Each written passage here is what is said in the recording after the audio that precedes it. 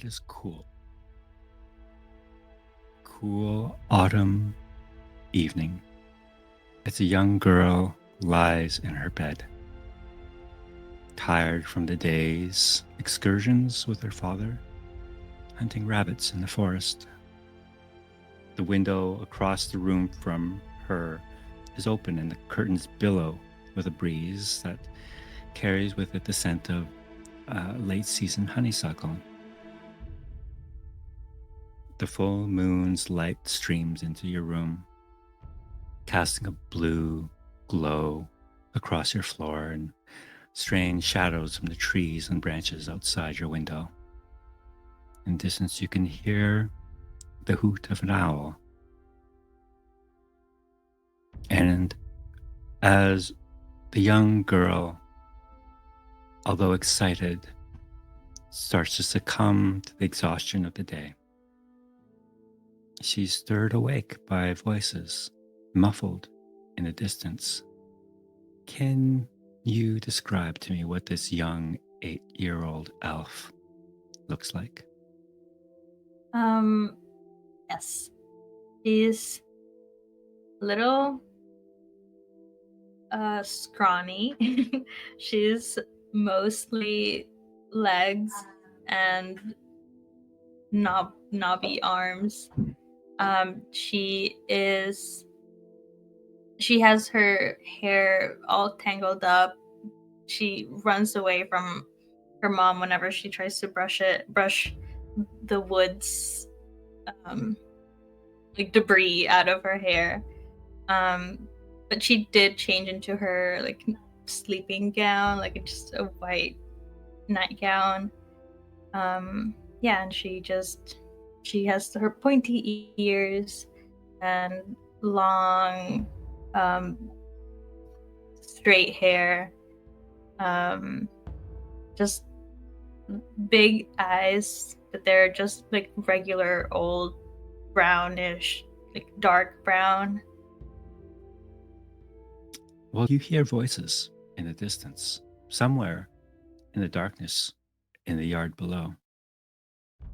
What does Michael do? Michael is a gossip.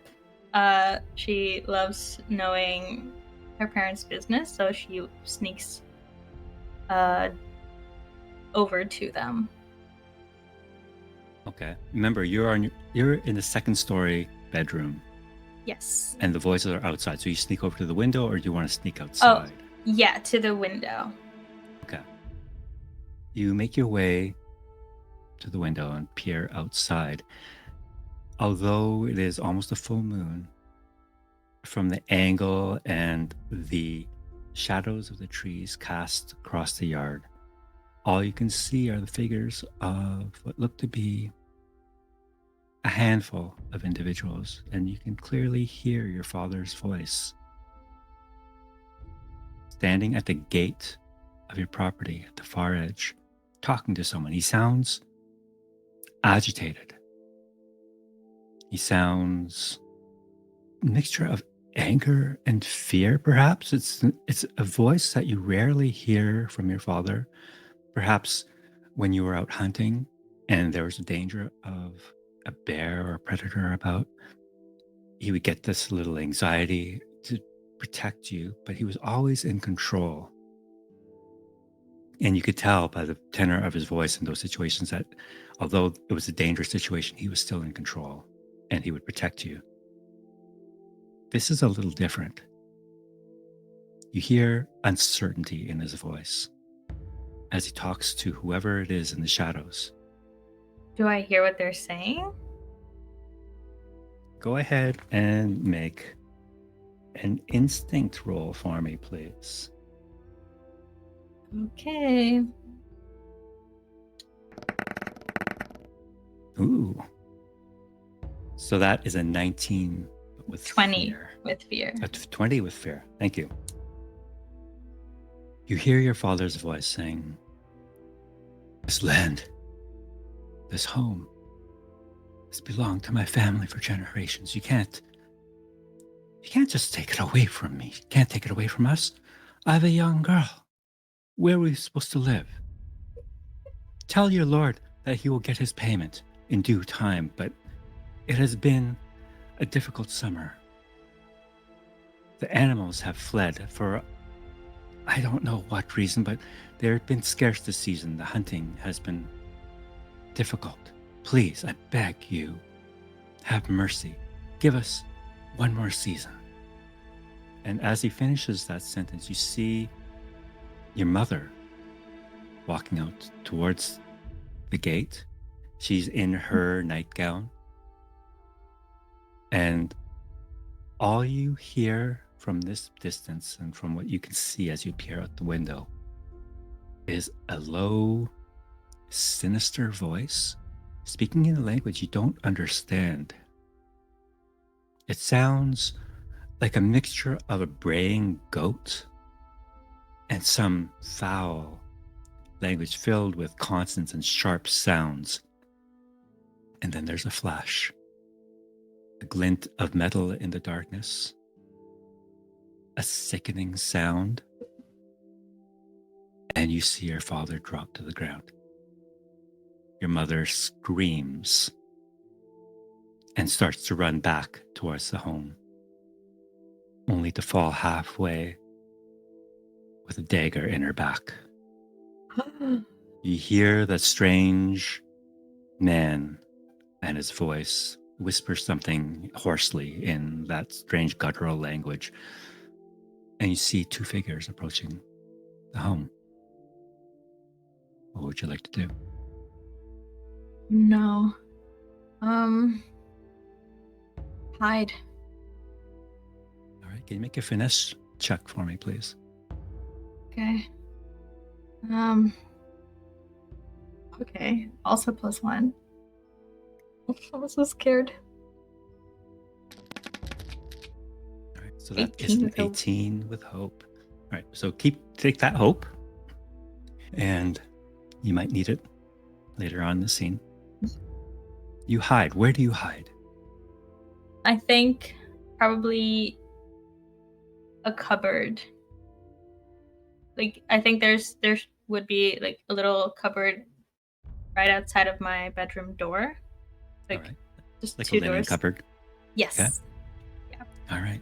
So you scamper out of your room and sneak into the linen cupboard, squeezing between the towels and the blankets.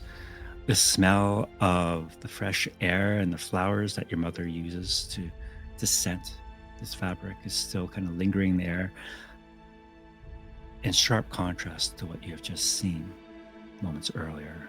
You can hear heavy, heavy footsteps enter the home.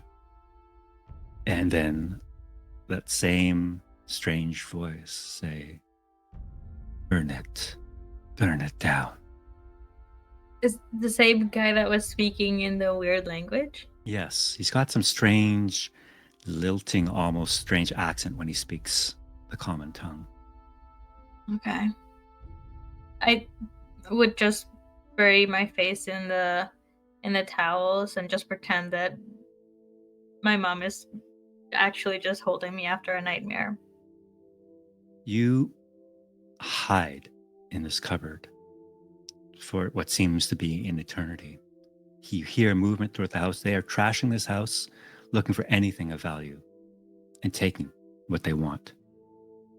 And then you smell it first, actually, the smoke coming from downstairs. And then you hear the crackling of fire, and the strange orange glow seeps in from beneath the cupboard door, and you can tell they have lit your home alight. Okay. I'm gonna try to run away and fight for my life, I guess. Like, just try. I don't know if I can still hear them, but I would try and run into the forest so that I'm not in a burning house. Okay. Can you make an agility check for me, please, to see if you can escape your burning home unscathed? It's so messed up. Rolling well. Have 16 with hope. hope. All right. So you open the linen cupboard door and you peer outside. Whoever lit the fires, whoever ransacked your home, whoever murdered your parents seem to have left happy to leave this place in ashes. You can hear the flames starting to really catch below you. You run to the stairs to try and make your way down, but it is blocked by flames. The flames are starting to reach the second floor. The smoke starting to become very thick. It's becoming hard for you to breathe. Then the heat is unbearable. How would you like to escape your home? If the fire is not in the kitchen, I would try and find the back door in the kitchen. Okay, you're still on the second floor though. Oh, sorry. Is it possible to go downstairs? All right. I'll say with that agility roll, you're able to make your way downstairs, kind of weaving between the flames, falling timbers. The roof is starting to weaken. The structure of this home your home is fracturing and it will crumble at any moment. You decide to escape through the back door. Mm-hmm. Okay. Is there anything you want to try and save before you leave your home? Yeah. If I could find, I don't know, maybe something to wrap around myself, like my father's cloak hanging by the door or something like that, or like my mother's apron. Straight behind the pantry door, you see your mother's apron hanging there, and on a clothes peg by the back door is your father's hunting cloak. You can grab one and it'll let you get out of your home unscathed, or if you want to try both, I'm going to make you roll a die. No, I think she would just go for the cloak. Just All right. try to get out of there. You grab your father's hunting cloak, throw open the rear door, and rush out into the cool night air. Moments later, your home collapses in upon itself, a fiery mess, and the only home you have known is destroyed. Yeah. Now, you came out the back door. You know your parents are somewhere out front, maybe. Where would you like to go from here? Out front. I mean, yeah, obviously trying to get a safe distance away from the fire, but I would try to go to them, see if there's anything that can still be done.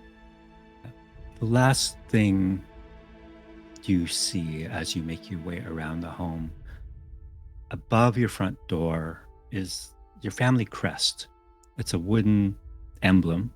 It's like a shield adorned with acorns, wreathed in leaves, oak leaves, and crossed with 2 arrows. You come across your mother's body first, lying face down in the front yard. Blood's kind of pooling around her midsection. The dagger that was used to kill her has been retrieved.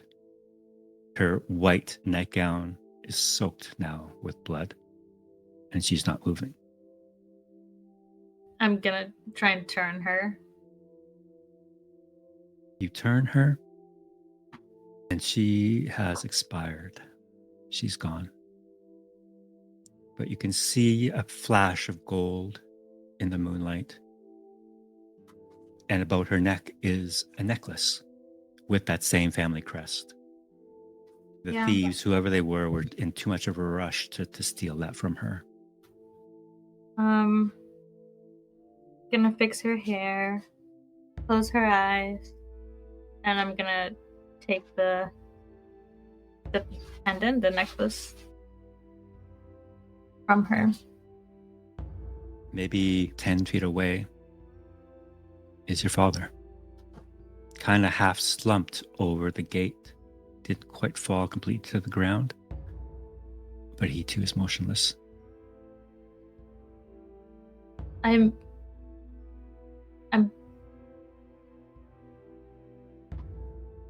I don't think, I think I'm just weeping at this point. I don't think I could even say anything. But I do um want to just like hold him. You approach your father. His head is slumped down, his chin resting on his chest, and you look, and his tunic, his chest, and his abdomen, his entire torso is covered in blood. Whoever killed him just slashed his throat, and all that blood is just pouring down his front. Is he wearing like sleeping clothes? No, he's just wearing he hasn't changed into his sleeping clothes yet. He's still wearing the clothes he had from the day, and despite the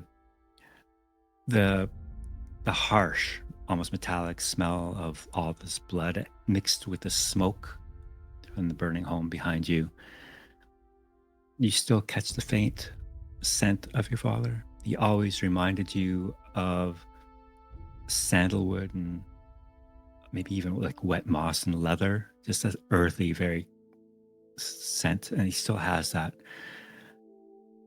And as you take his hand in yours, and you notice immediately his signet ring is gone.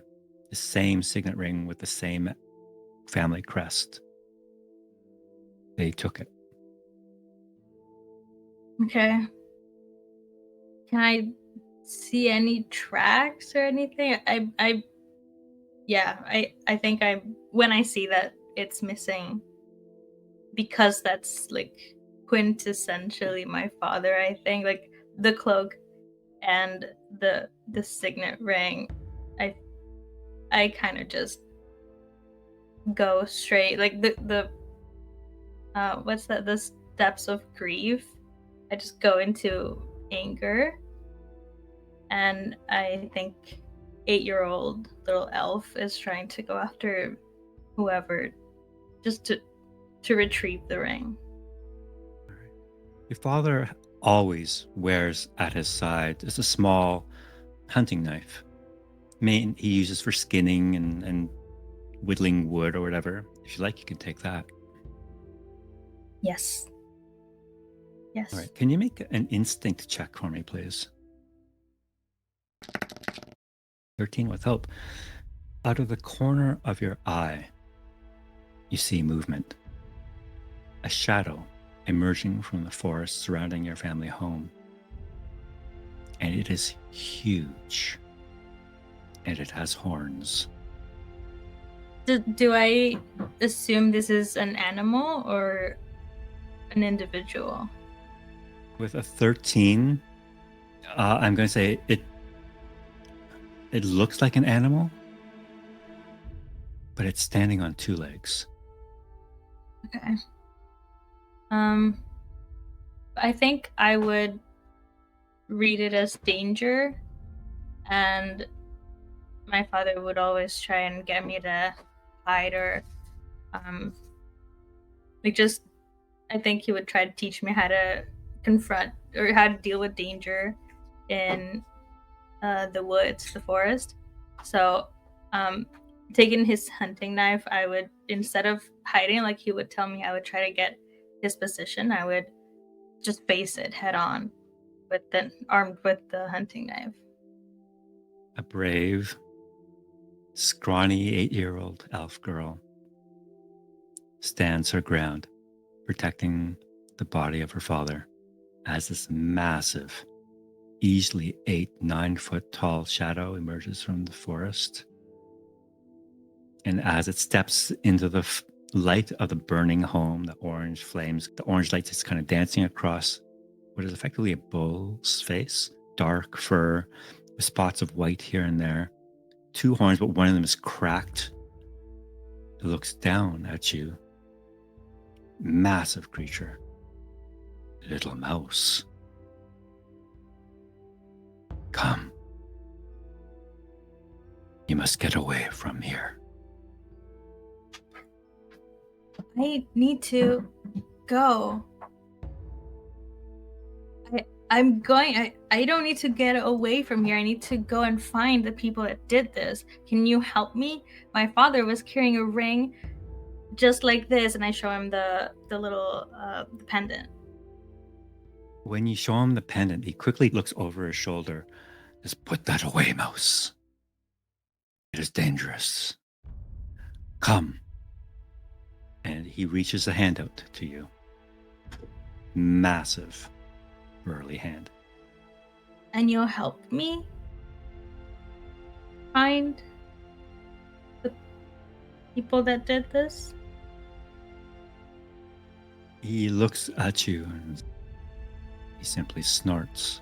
And you see there's a gold ring nose. It just kind of flutters a little bit when he gives that snort. And come. We must go. And he attempts to just scoop you up. Are you going to try and run away or resist? No, I think I'm going to let him. All right. As he scoops you up and he holds you close, you can sense like this creature is solid muscle, 8-9 feet of solid muscle. He's a bull on 2 feet. His fur is matted and kind of smells musty a little bit. The personal hygiene is not at the top of this individual's list. But strangely, after the events of that night, being held in such a powerful creature's grasp is oddly comforting. And you can allow yourself to grieve at that point.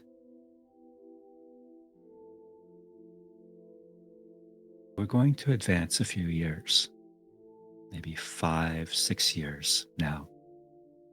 And we find Michael in a glade in a forest, holding your father's hunting knife. As you look across a short distance at a dummy stuffed with straw, kind of leaning against a log. Behind you, off to one side, is Garrick, the Minotaur who saved you that night, standing crossed arms looking at you with a serious expression on his face. About halfway down this laneway is a tree, and up amongst its branches is a little goblin, a female goblin with pink hair, holding a dagger, just kind of twiddling it in her fingers as she looks at you and says, "Are you going to throw that dagger or just think about it all day?" And standing next to the dummy, just maybe about 5 feet off to one side, is a fawn. A scrawny, thin-looking fawn, scraggly beard, looks more like a goat than anything else. And it says, "There ain't no room for weakness in this forest now, young girl. You want to make your way in this world, you need to take it. And I've got to see what you have. If you're going to be a valuable member, contributing member of this family, you must show your worth. Now, show me what you can do." I'm not weak. I just don't want to hit you. You're not going to hit me, imbecile. You're going to hit the dummy. Throw the dagger at the dummy. Okay, but don't say I didn't warn you. And you just feel a massive hand kind of come rest on your shoulder as Garrick, Stone Fist, Minotaur, says, "You can do this, mouse."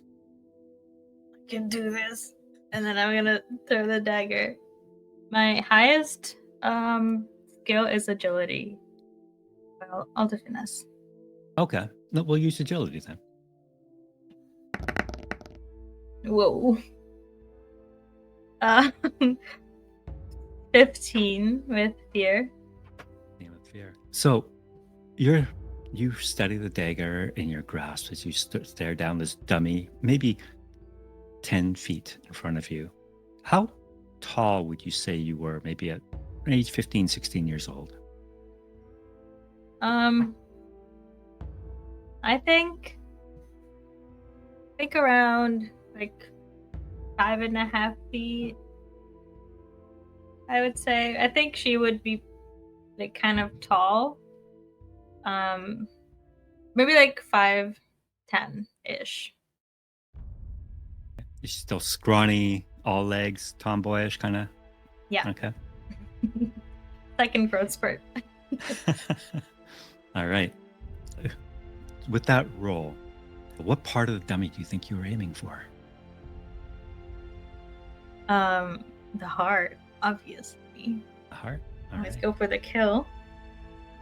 With a dull thud, the dagger lands squarely in the dummy's chest, right where the heart would be. And you feel a hefty slap on your back as Stonefist is obviously pleased with your work. You hear a golf clap like, "Oh, she could throw a dagger. Bravo!" from the tree, from the goblin. And you see Brent, the fawn, who only goes by the moniker the Blade. This kind of gives you an appraising look. Maybe we could make use of you after all. I told you, you won't regret it. All right. We're going to advance another 3 or 4 years, and in that span of time, you become a part of this gang, kind of this found family that have adopted you into their midst. You realize that these individuals, their sense of morality is a little different than what your father perhaps raised you to be. They survive at the expense of others. They have no regrets about stealing or taking what they want. They offer themselves up for hire to perform jobs for other people, unsavory, under the table type jobs. And over the years, because you are so young, they kind of utilized you and your innocence and your youth to deceive people, to set them up, to distract them as they practice their arts of banditry. Maybe by the time you're 20 years old, the kinds of jobs that your gang have taken on are a little bit more complex. They become a little bit more sure of your ability to carry your own weight. You've proven yourself as a marksman with your bow, and you've gained a healthy competitive relationship with Lisa, the goblin. Quick Step, she prefers you to call her by. And So I call her Lisa. And Brant has taught you well. He taught you as much as he can. He's taught you this way of life, this way of survival. Frankly, this is all you've known. The memory of your previous life 12, 14 years ago is almost a distant memory now. You still wear your mother's pendant, though. And you find yourselves on this one job where you're meant to rob an estate. Brant takes you off to one side and says, before this job, and says, "Now, Mouse, this is a little different than the jobs that we have taken in the past, and I want you to be on your top game for this. There's no room for error. And this, my dear, is where you can prove yourself to me. You do this job well. You do what I ask you to, and the sky's the limit. You understand?" You will be proud. No weakness. No weakness. We shall see. As this job takes place, you sneak up to this estate, you scout it out. Lisa has taken the last couple of days to scout the best entrance in. It's through the cook's door in the back of the estate. You see Garrick Stonefist just go up there, clobber some of the poor stable hands and just knock them out silly.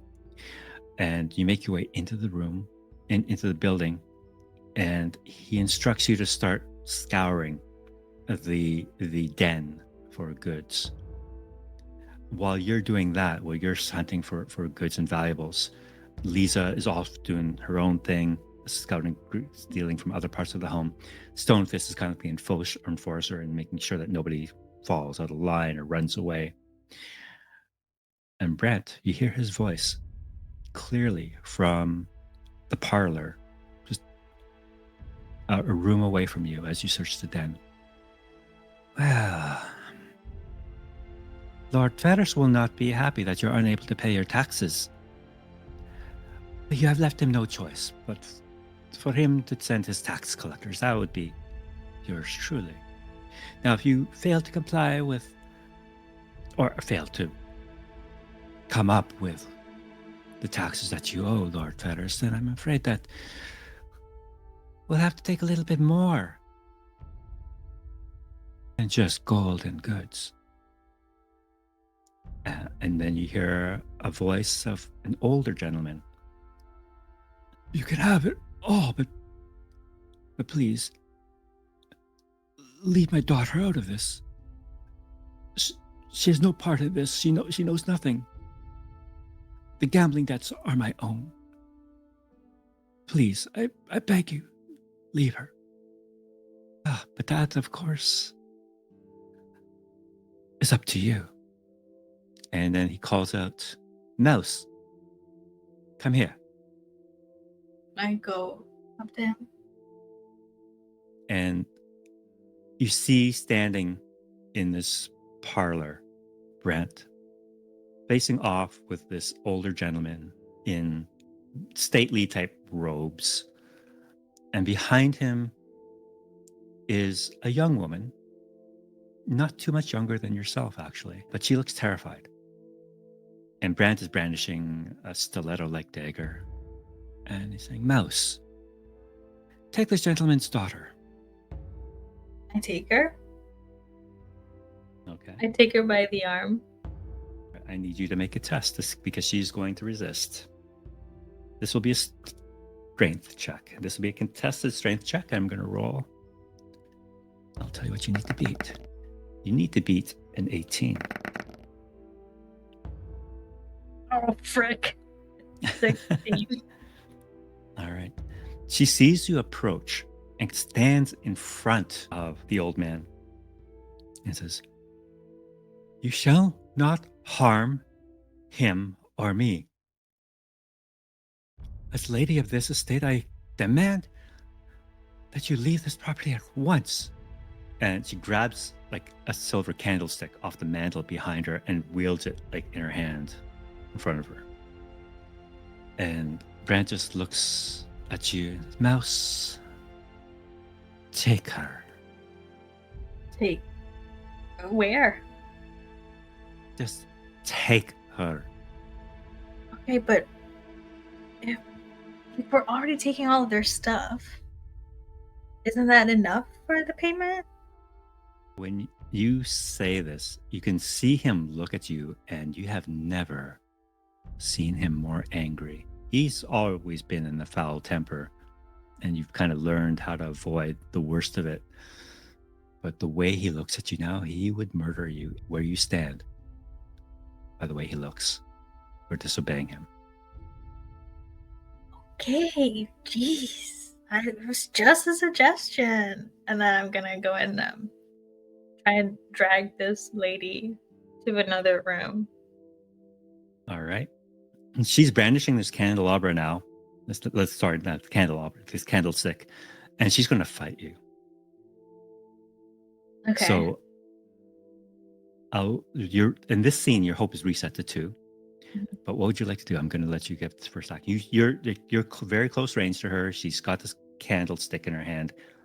She's not going to let you take her. Okay, so I don't think this is gonna go well, but this is what I want to do. I want to, if I still have my dad's hunting knife, I want to throw it into her shoulder when it's brandishing the weapon. Okay. And then I want to like grapple her and drag her away. All right, let's throw that dagger first. Make that agility check for me, please. +2. Oh my god. All right. 8 8 with fear. with All fear. right. Your hunting knife goes wide, and you can hear it thudding, twang as it kind of embeds itself in the wall behind them. She's wide-eyed at the fact that you just threw a knife at her, and out of fear or panic or instinct, she just tries to club you with the candlestick. Okay. That's going to be a 10. Phew, doesn't hit. All right, so she goes wide with the candlestick too, but I'm going to use that fear point and have the old man at the same time pick up a poker from the fireplace. Okay. And now they're both wielding weapons. You can see Brent, a glint. He says, I was hoping it would come to this. And he will step forward. Hoping. And he will attack the old man. And that's going to be Hoping. a hit. And as he slashes, he steps forward, just gives a slash, and you can see blood as he slashes across the old man's arm, and you see blood starting to run down his sleeve, and the sleeve's almost shorn right off. The young girl screams. What would you like to do? Can I, because she's focused on that, can I use her being distracted to like take her down? Yeah, sure. Go ahead and make a strength check for me, please. Just not really good at. Oh no, now your rolls are shit. I'm not a melee girly. Why'd you bring me here? All right, so that's a 4 with hope at least, so you get a hope point. So you try and lunge at this girl, but she sees you coming and she just kind of shoves you off to one side. But she's focused on protecting the old man. Because you rolled with hope, and you and Brant are effectively on the same side, I'm going to allow Brant to go next. Mhm. So he'll take another swing at the old man. That's going to go wide. And you can see him snarl as he just kind of whiffs on the second stab, just trying to finish this old man. He's getting annoyed, and he calls, Stone Fist, get in here. Okay. And next round, your Minotaur friend is going to be in the room too. What would you like to do now? I'm gonna try to talk to her. Hey, lady, listen, this is all just business, okay? You know, you owe someone, you gotta pay them. That's all this is. Let's just the boys talk among themselves. We don't want this to come to, you know, a really bad situation. All right, go ahead and make a presence check. Your DC is going to be quite high for this because Brant is trying to murder the old man. Okay. So that's a 12 with hope. All right. She looks at you, and you can see anger and fear flash in her eyes as she looks at you and complete this. She doesn't trust you at all. You're a bunch of thieves that broke into her home, threatening and now trying to murder her. This old man that's next to her. Yeah, she's not buying it for a second. And what she's going to do then is try and attack Brent with the candelabra or a candlestick. Keep saying candelabra. Ooh, that's going to be a hit.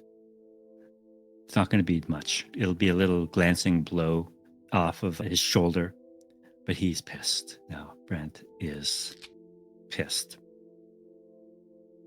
And the old man with the poker is also going to take a stab at Brent. And it's not going to work. All right. What would you like to do now? I guess. Am I still carrying my bow? Your bow is going to be slung over your back. If you want to pull it out, you can. Yeah. Can I just pull it out and try to hit her? Oh, use that With- kind of like as a club. Okay. yeah. I All could, right. unless like if I could walk farther, I don't really think they would work to try and shoot her point blank with an arrow. So I think I'm just gonna try and strike her with a bow. Is that also a All right. strength? That, yeah, because it is like a clubbing thing, I'm going to say it's going to be a strength thing. Okay, you're getting better. Whoa! That's a critical That's success. a crit! All right. So this is going to be roll a d6. I'm going to say it's a d6 damage. So roll it. It's going to be 6 plus 3, so there'll be 9 points of damage. That's going to be a severe wound on this girl. And as you just whack her across the head with your bow, you hear a crack, and she just falls like a sack of potatoes to the floor. Whoopsie. And you hear the old man, yeah, no, Marla. He drops the poker and kneels beside the girl. And you can see Brant a smile. I told you, old man, you need to pay your debts or there will always be a price. Good She's girl, not- Mouse. She's not dead, is she? You notice as you look at the floor, her head is at an odd angle. And the old man is just sobbing. And then Brant says, you have a month to pay, old man, with the rest of your debt, or we'll come back for a little more. Are we And- the bad guys, Brett? The scene shifts once more. Is now maybe just a year or two later. How do you think Michael feels after that encounter, after that accidental death of that young woman? I think Michael's kind of shook by it because I think this would be the first time that she's ever like actually taken a life. She would just do the like trying to find jewels sort of work. So and the way that he reacted to it was just sort of jarring to her because I think she always thought it would be like accidental. Oh, it couldn't be helped because we needed to do the job. So now that she sees the way that he's reacting to it, she's genuinely asking herself, like, is she part of the bad guys? And she starts like whenever she goes to trance, I guess, she holds on to the just like as a subconscious thing, but she holds on to the pendant as she trances. Yeah, so I think it's more of an internal shift. She would not let it show. Just, no weakness. That's just like a personal thing for her. For now. A few years later, let's say just even 2 years later, you are put on more and more of these types of jobs. You are hired by your patron, Lord Ferris, to collect debts. And in more cases than you would care to possibly see or be involved with, violence always seems to be the price. And it is expected that Michael participate in that violence. Whether that is, often it doesn't come to murder because they do want their money, but that you often leave a scene gravely, seriously wounding individuals. for being in debt to this Lord Ferris, who you have never met. But after 2 years of working for him, he's asked you to come to his estate. He wants to meet you. Me? In fact, he's invited the whole crew. But he specifically wants to meet you. So you are brought to his estate, and it is lavish. It is clearly the most opulent, almost gaudy estate in this small town. It is covered in all sorts of kitschy ornaments and gold everything. It is almost disgusting how he flaunts his wealth. And you know how he gets that wealth, too. Any pieces I recognize? Perhaps some of the pieces that you helped steal or recover lie throughout his room as trophies almost. His estate is also very well guarded. He trusts nobody, especially the thieves he has hired to do his dirty work for him. So you're under constant supervision as you're led into his parlor, asked to wait. And while the rest of your crew is waiting in the parlor, the Chamberlain comes to you. He's kind of a tall, almost gaunt, skeletal almost figure. Extraordinarily tall, bone thin, very hollow cheeks. Lord Ferris would like to see you now. Please follow me. Okay. And he turns slowly and walks down the hall. And you just hear Brant kind of call after you. Now you be good now, girl. Of course. As always. And you see Stonefist Garrick just give you a wink and quick step. Just give you a middle finger. Right there where I kissed. And you're led down this beautifully decorated hall, royal red, lush carpet lined with portraits, gilded frames, and all the portraits seem to portray the same man.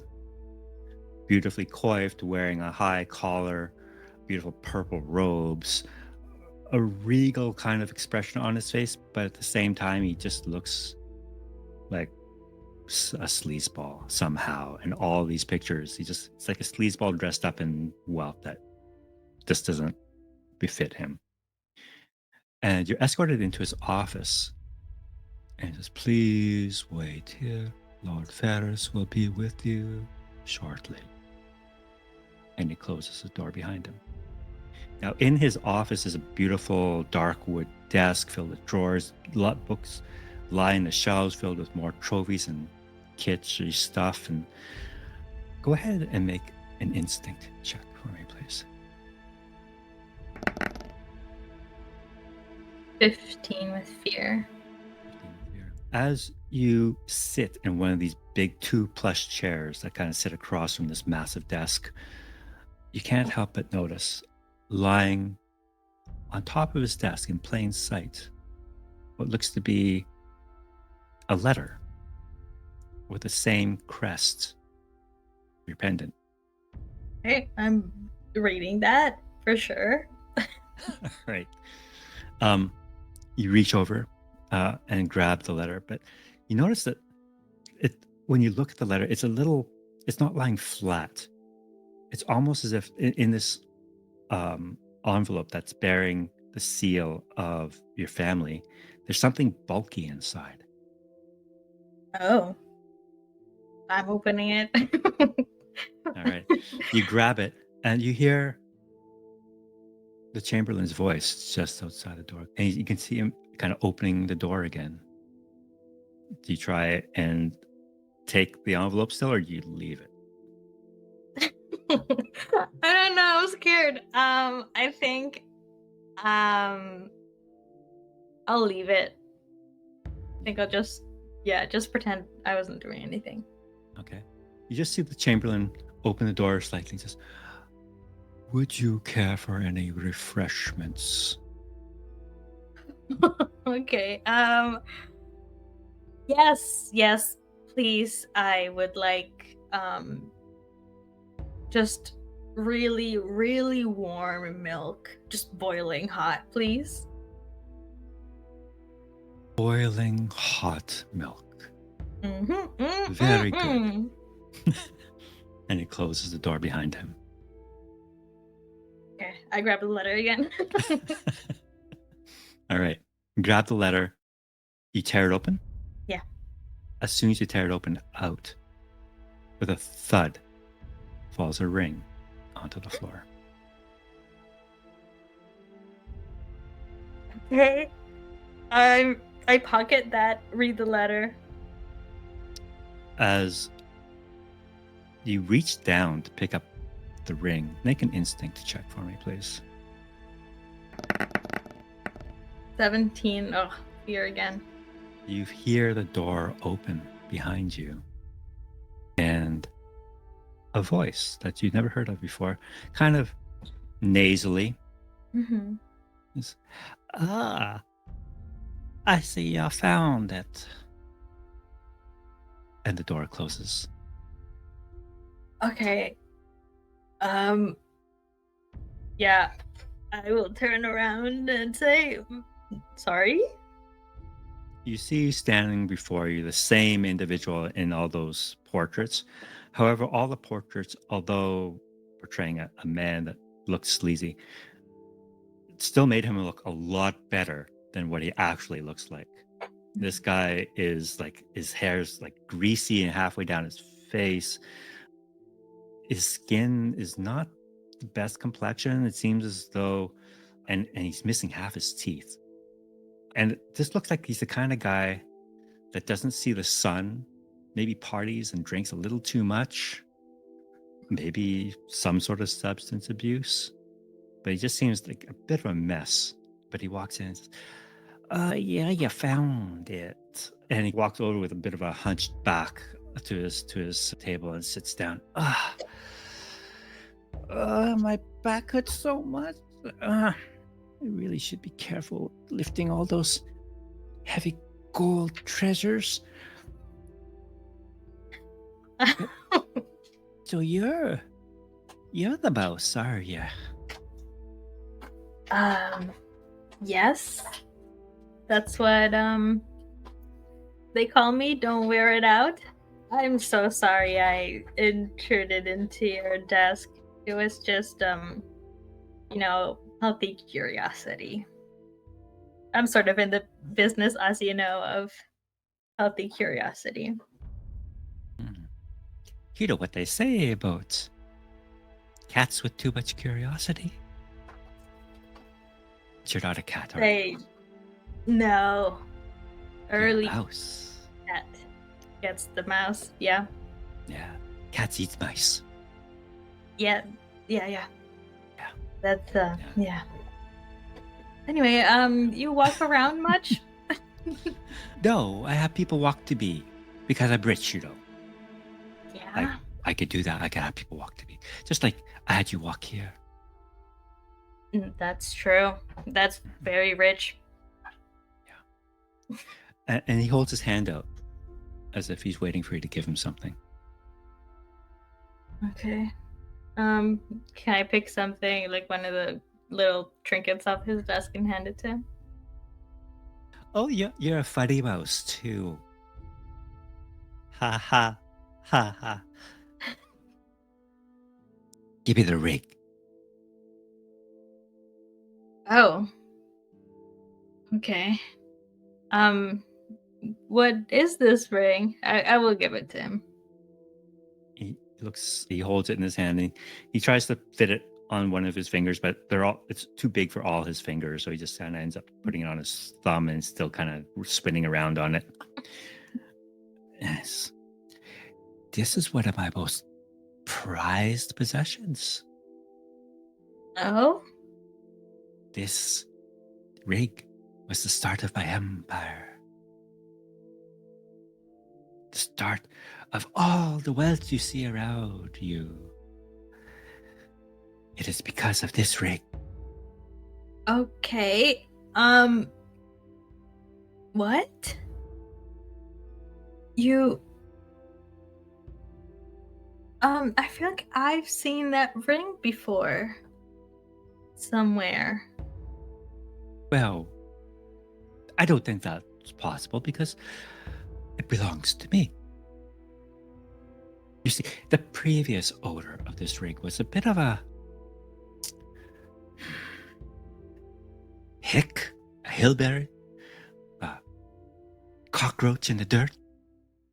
I simply relieved him of it and his home and his land, and upon it I built my wealth. And who was this hick? Oh, some elf, ranger, I don't know, hunter. Kill rabbits. I mean, how could you make a living killing rabbits? That's so pathetic. Honest. But pathetic, nonetheless. Sorry. I think Michael is just holding onto the knife at her side for dear life. She knows that this is a very dangerous situation that she's in. She can't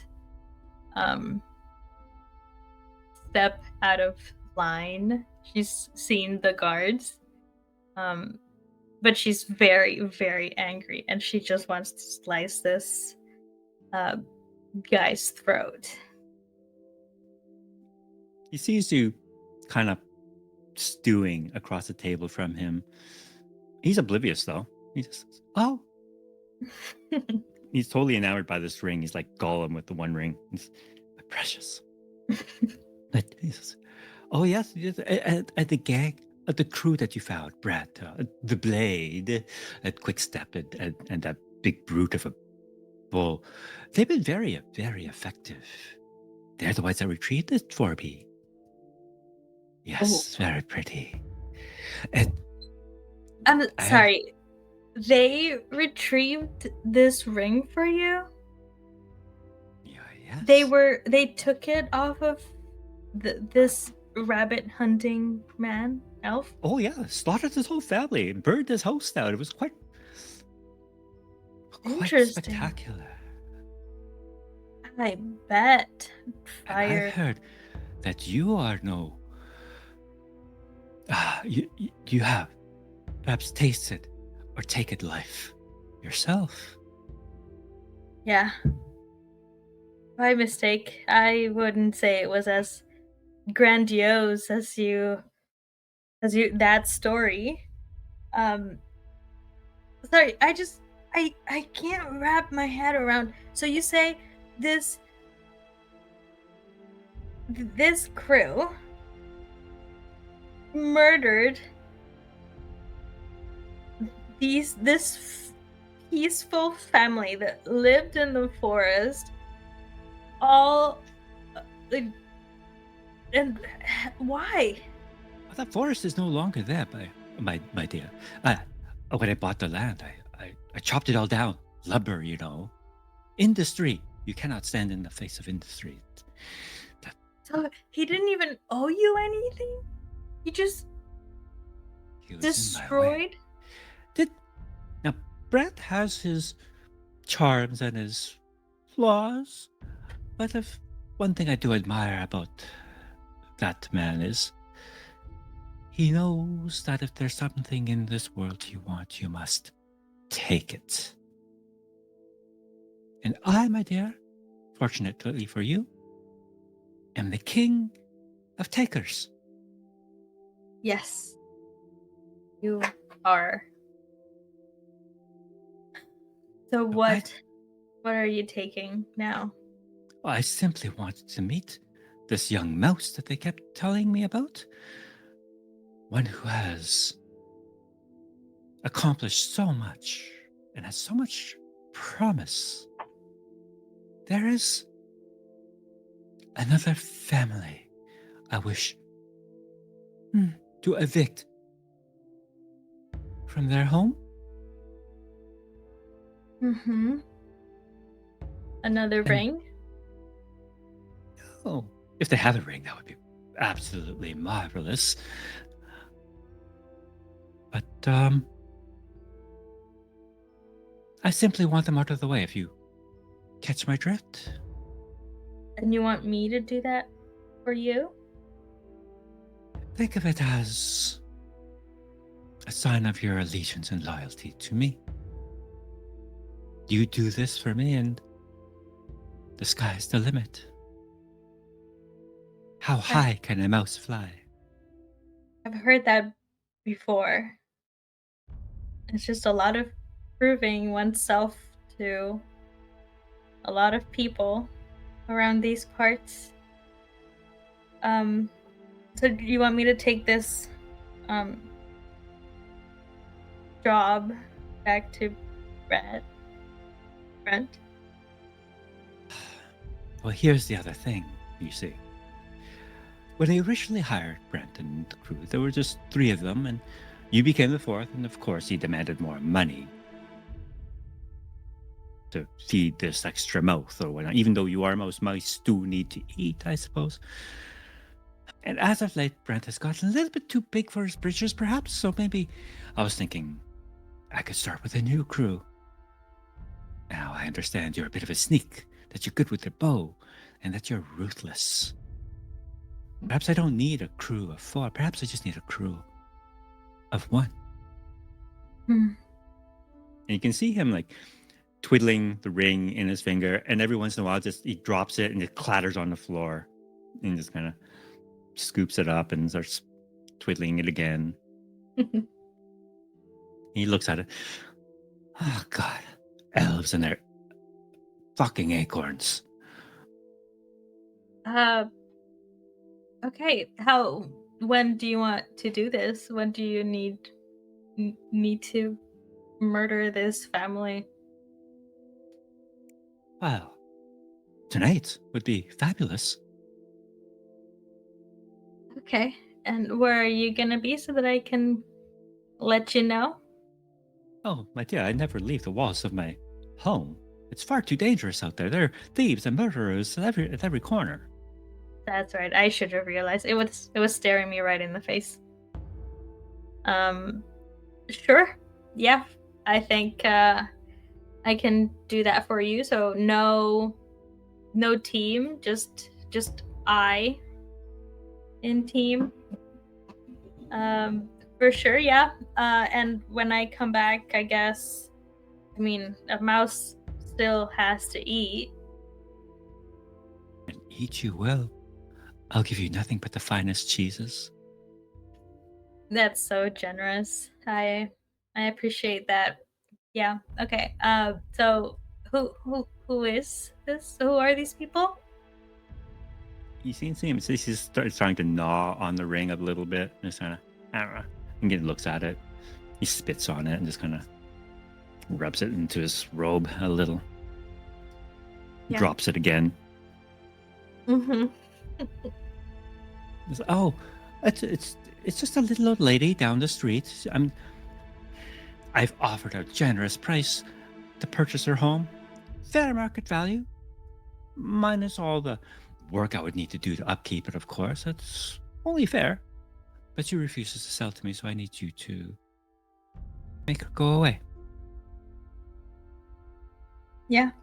I mean, who's gonna miss vermin like that? Exactly, it's another elf for crying out loud. There's too many of them. Oh, no offense, of course. No, none taken. I'm a mouse. Exactly. You're a mouse. You're not an elf. You're a mouse. No. Of course. Okay. So, Yep. Hmm. I will turn around and leave. But before I kill this man right now, but I'm starting to formulate a plan to. I know where he lives, so I'm gonna come back and murder him later on. Okay. So that night, do you venture down to this elderly woman's home? No, not at all. I am going to sneak into his house and murder him. Okay. So you see the Chamberlain escort you out of the estate, and you can see you pass by the parlor, and your three gang members are still there. They're being fed cakes and wine. They're having a good old time. They see you walk past, and Lisa just doesn't care. Hmm. And Brant just kind of looks at you appraisingly, wonder, kind of suspiciously, like, what are you up to? What did he talk to you about? And Garrick is just looking at you, kind of like, what? But the Chamberlain just leads you right past the room, unless you want to stop. Wait, he leads me not to them? No, he's leading you out. Oh. No, I think I'm gonna stop. I'm gonna, like, regroup. Okay. The Chamberlain just waits there patiently. Yeah. I'm just gonna, like, tell them, yeah, we can. I think we're excused. We can start heading out. The Chamberlain steps in. Excuse me, Mouse. But that is not what Lord Ferris asked. He has an errand that you alone shall run for him, and the rest shall wait for your return. Oh, okay. I didn't realize. Fine, I guess I'll do it by myself. I won't get to eat all of these cakes. And I get treated so well. Quick Steps kind of stops playing with her daggers and looks at you. Now, what type of errand does Lord Ferris have for you that does not involve us? Are you going to steal some of our share of the job? You are, of course, going to split it 4 ways, are you not? We are a family. Tell you what, I'll give you my share. If you shut the fuck up. Just hisses at you. And you say that. He spins a dagger on the tip of her finger for a little bit. Oh, there goes the share. I hope to see you never. And she just goes back to eating cake. Brant steps up to you and says, now, what you got going on there, Mouse? That Lord Ferris has you off running errands while he's got us sitting here eating cake. I think he's kind of angry at me because he trusts your judgment. He knows that you wouldn't just, add another member to the group, but he wants me to prove myself without your guys' help. So I'm just fetching something real quick for him. I think, all in all, it's a pretty easy gig to prove myself. I didn't have to kill anyone, I don't think. But yeah, it's just basically like, I just need to make sure that he understands how good of a decision you made. I'm trying to make you proud by, Make a presence check for me, please.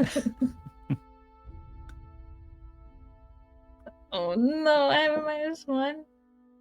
Oh. All right. Okay. 10. That's a 10 with fear. He looks at you and says, all right, Mouse, I trained you well enough all these years, taking you under my wing. cared for you, fed you, taught you. Everything you are, everything you know is because of me. And he just kind of jabs you sharply in the chest with a pointed finger and says, now you wouldn't be forgetting that now, will you, Mouse? No. Not at all. I know that you've been there since day one for me. All of you have been a huge presence in my life when I've needed you most. And I'm just thinking of all of the times that you've been so important in my life ever since I was a little girl. You've always been there for me. You've always known what to say, just exactly the right amount. He looks at you and says, perhaps I've taught Mouse a little too well. The way you lie. Impressive.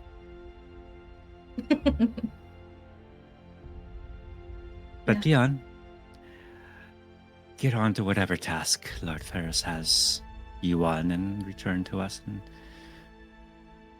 we'll have a little chat a little later on, perhaps. 100%. I am channeling you through my skills. I just turn around and leave. All right. Can you make a quick instinct check for me, please? As you turn around quickly and leave, you still Garrick, the Minotaur, just kind of watching this whole interaction. And he's kind of looking at you, like, curiously, like, what the hell's going on here? Are you leaving them? Is the kind of sense you get from him, the fear that he has. And you can see he's a little unsure about what to say or do at this point, but he doesn't move. He just kind of stands there. The Chamberlain escorts you out of the house and to the front gates of the home and says, Lord Ferris looks forward to your return and to news of the success of your mission. I'm sure he is. He doesn't even wait for you to say that. He just kind of practically pushes you out the gate and slams this iron gate in your face and walks back towards the mansion. Okay. I will do a long lap.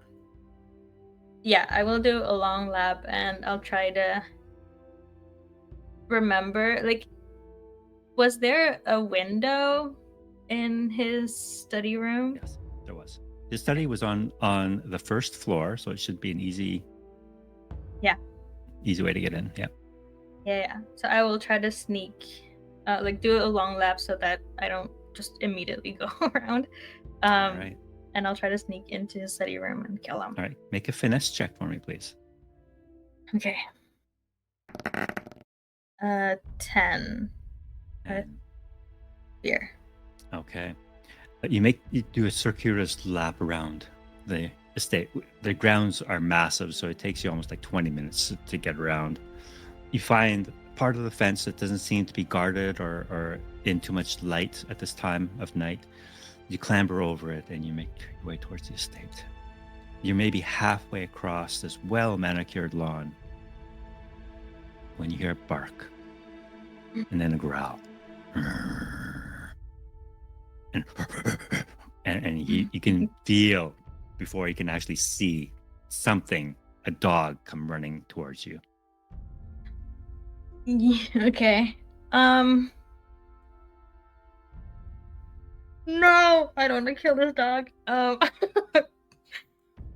You still have time, if you want, make you make a test for it, to reach the house before the dog catches you. No. Can I see the dog? You turn around and yes, you can see him. He seems to just come around the corner. He's caught your scent. He sees you and he's charging you. And you can see him snarling and growling. Okay. And it's a good sized dog too. Okay, so I couldn't kill him in one shot. It could Mm. if you hit him well. Okay. I'll let you because of the distance. I'll let you take 2 shots before it's on you. Okay, wait. I also, because I'm a Wonderborn, I have a nomadic pack, which Okay. once per session I can spend a hope to reach into the pack and pull out a common item that is useful to the situation. Okay. Can I pull out a comically large piece of meat? Just throw it at him. Okay.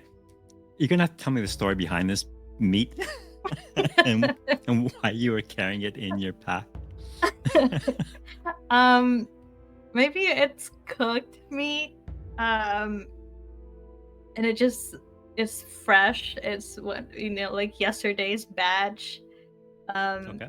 that we just keep on us just in case. I'm sure that everyone else also has a piece. Um, yeah, it's just basically like the first good meal that you get after you go grocery shopping. Okay. And that's like rations basically. Okay. So I'll let you roll a presence check, and I'll give you advantage. So you get to roll on top of your duality dice. You get to roll a d6, Okay. Good. Um, and this costs a hope for you to do this. uh, 12. It's a -1. Yeah, presents. Yeah. Right. So 12, luckily, was your DC here. So you pull out this. It's starting to get a little ripe. This meat, a little strong smelling pastrami or something. Who knows? And what do you do? You toss it at the dog. Yeah, I think I would just like wave it at him and just say, "Here, Spike." I don't know. Here, Rex. Okay. You want it? You want it? And then I just throw it the other way. Okay. So you chuck this piece of salami all the way across as far as you can across the yard, and you see the dog coming at you. He sees this piece of meat that you're holding, and he sees you hurl it across the yard, and he goes, "Woo!" and goes chasing after this meat off into the dark. You have maybe a few extra rounds now before he like totally gobbles up that meat and comes back after you. Okay, good. But he's shut up. He's not. Yeah, he's busy with that Okay, pastrami. good. So I continue to sneak. Okay. You make your way to the window, and inside you see Lord Ferris. His back is to you. He's kind of lounging, leaning back in his chairs, and it's kind of slouched a little bit. He's got a big glass of wine in one hand. He's got the ring in the other. He's just still twirling it around in his finger. Mhm. And he just lets out the most disgusting burp. And he just seems very content in this little world with his wine and his ring. Okay. Um, I think it like Michael was already pretty pissed off, but it just irks her how like callous, how nonchalant he is about this ring. It's just the most important piece of jewelry or any kind the most important object in her life that she's been dreaming of and just built it up so high and he's just like juggling it. So I went to open the window a little bit and I want to like snipe arrow him from here. Okay. I'm going to have you make 2 rolls here. Mhm. One to see if you can open the window without alerting him, and then the second will be your attacks. All right. Okay. So go ahead and first make that finesse check. He knows. Unfortunately, it seems as though they don't maintain the windows very well, so it's a little stuck at first when you try and open it, and you have to use a fair amount of force to try and pry it open wide enough to shoot an arrow in. And as you do so, there's a bit of a crack, as if something like gives way. Something was stuck on just breaks, and you can see Lord Ferris. Huh? And what he does, he takes the ring and shoves it down his pants. No. Okay. Uh, that's disgusting. I'm still gonna kill him. He takes his wine and he's going to get up from the table and he looks as if he's going to move towards the window to see what that noise was. Okay. I'm gonna shoot him as fast as I can. So Okay. hopefully I can get in another shot if needed. Okay. So take your first shot as he starts to stand up. +2. 12 12. with 12, hope. 12 hits. Yes. Roll your damage. Oh no. Hold on, let me reveal it. None. 6. Nicely done. All right. Is there any addition to that or is it just a straight 6? It's 6 + 3. So 9 points. That's severe wound for him. So he'll take 3 points. All right. So that first arrow, as he's starting to stand up, just hits him on the back of the right shoulder and just kind of almost goes clear through him. And he just lets out a gasp and his wine spills over the desk.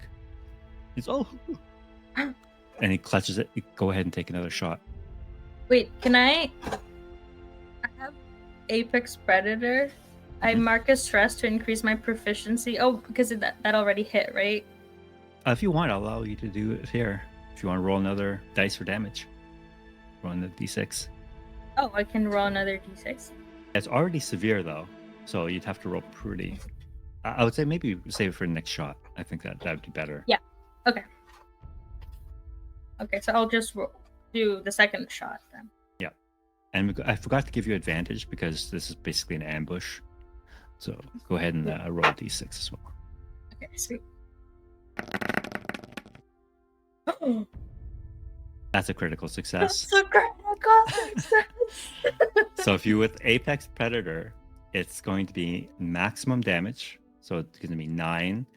So go ahead and roll 2d6 and it'll be added to this 9. Frick, yes. Another 11 points. Wow. That's 20. 20 points of damage. Okay, so that goes beyond what the extreme damage. So this was enough to one-shot him. So describe to me how you kill Lord Ferris. Okay. I was kind of hoping to just shoot an arrow through the ring, and have it just not be on his person, but he put it down his pants. Yep. And I don't think I want to look there even just to aim. So it's just gonna go through his throat, into his skull, and out. All right. This first arrow that pierced his shoulder kind of caused him to spin around a little bit. It lost his balance. Wine spilled everywhere as he gasps. And before he can even let out a scream, the second arrow pierces his throat and comes out the back of his head. And with a startled look in his eyes, he's just looking straight at you now before he collapses. Okay. I'm going to. He didn't scream. He didn't alert anyone. Dog is okay. I'm gonna try and sneak into the room. Mm-hmm.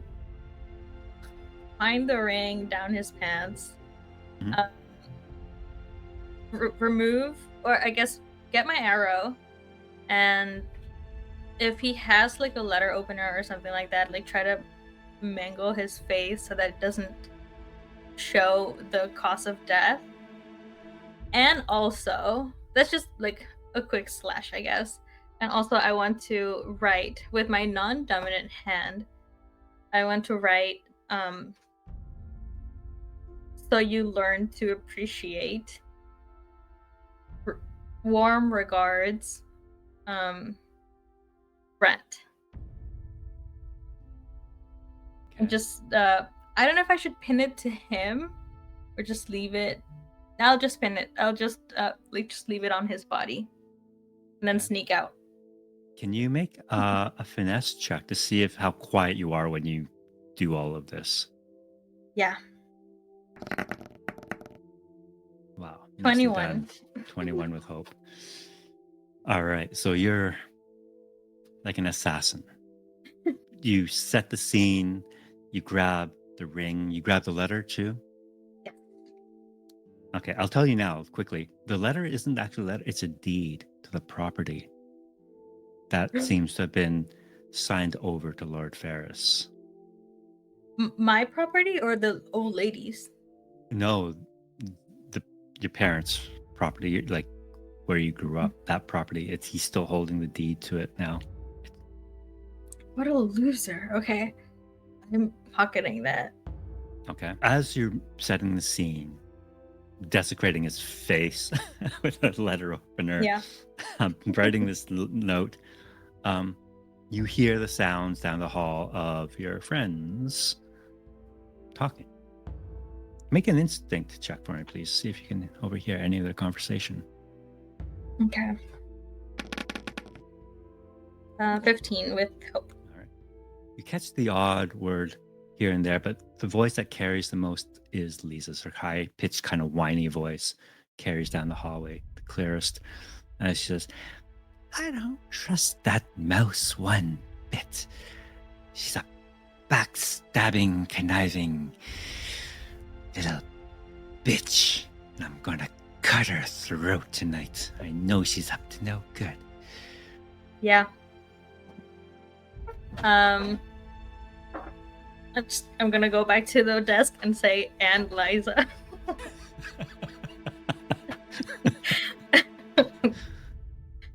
All right. She'll get.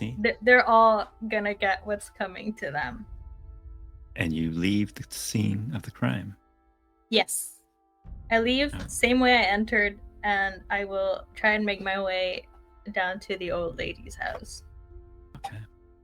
As you clamber over the fence, you see the dog has finished his meal, and he's looking around for you, but he's not barking at you. He wants more food from you.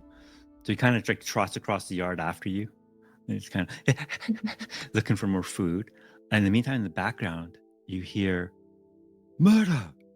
Foul murder! Don't let the guests escape. You hear large commotions going on inside the house. You see lanterns being lit and voices being raised. And then you hear what sounds to be the sound of struggle, of combat inside the mansion. You make your way. No. You make your way down across town to the old lady's home. So this home, it's a tiny hovel. It's like a one-room house made of mud and clay, thatch roof. And on either side of it are these massive, one is a massive mercantile store. On the other side is this looks like a gambling house, flashing signage and boisterous laughter erupting from within, and squeezed in between these two businesses is this tiny little home. I'm gonna knock on our door. You hear a voice come inside. Who's there? What do you want? I just was wondering if you had any warm milk to spare. Warm milk? You want?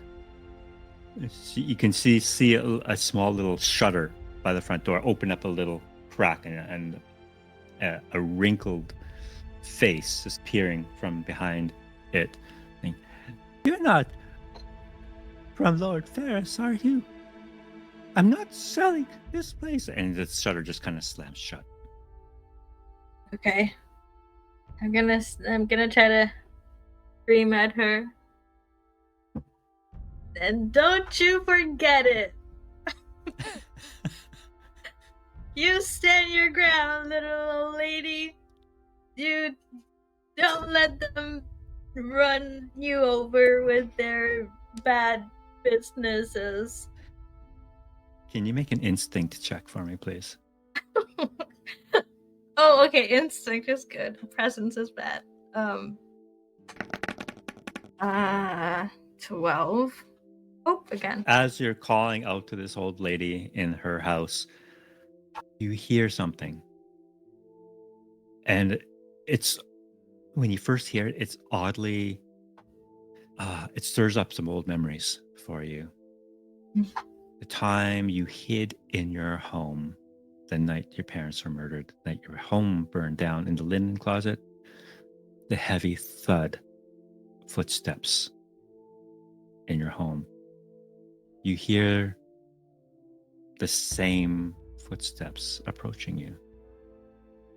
But this time it's slightly faster pace as you see Garrick, the Minotaur, a little bruised up, a little bloody, running towards you. Not too far behind him are Lisa and Brent. And you just hear Brent call towards you. Get that two-timing little mouse. I'm gonna make her squeal like a pig. As your former gang members come chasing after you down the street, the door suddenly opens to this little hovel. Get in here, quickly. And this gnarly old little lady's hand just kind of tries to grab your wrist and pull you into the house. I go in. You enter the home and you're immediately hit by the smell of dried mushrooms. It's like filled, whoever this woman is deals with mushrooms and it's just a very rich, earthy smell. And it kind of reminds you a little bit of your father's scent when you last remember him, that same kind of earthy smell. And as she closes the door quickly behind her, you can hear your gang crew approaching very quickly. And you can hear Lisa say, "The bitch went into that little house." Okay. I'm gonna turn to the old lady and I'm gonna say, "You have a weird house. Does it have a back door?" She looks around. This is her home, the one room filled with drying mushrooms. You see a cot kind of off on one side, a little pot on the other where she prepares her mushrooms, a table. That's it. This is her home. You're trapped. You need to hide. I don't know, under your cot, inside of a pot. Just, whoa, rhymed. She looks around and says, No, I won't let those brutes take my home. And she picks up a big wooden spoon and she holds it in her hand. I won't let them take my home. And then you hear a loud bang, bang, bang at the door. Okay. I'm gonna try to scream so loud that the people in the street will hear. I'm gonna say, "Why did you do that, Garrick? Why would you do that to him? He was so good as an employer to us." And you hear Garrick on the inside say, Mouse, come out. I don't want to break this house down.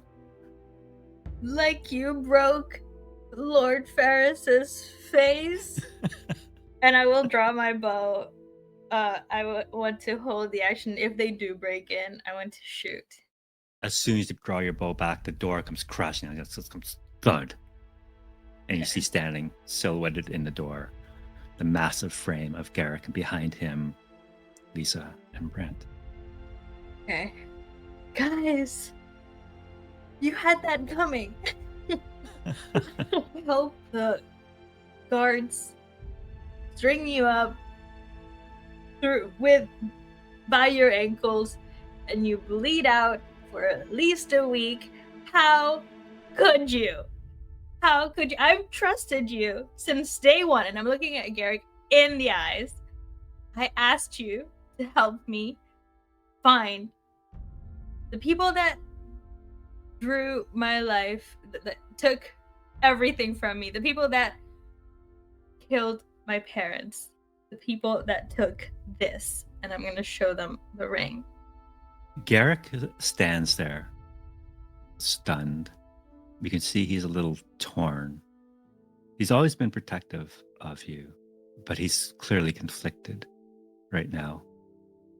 Lisa has no compunction though. She's gonna run and like zips in through her like, and she's hurling daggers at you, and she's gonna throw one at you now. All right, that misses. Lisa sneaks in past Garrick.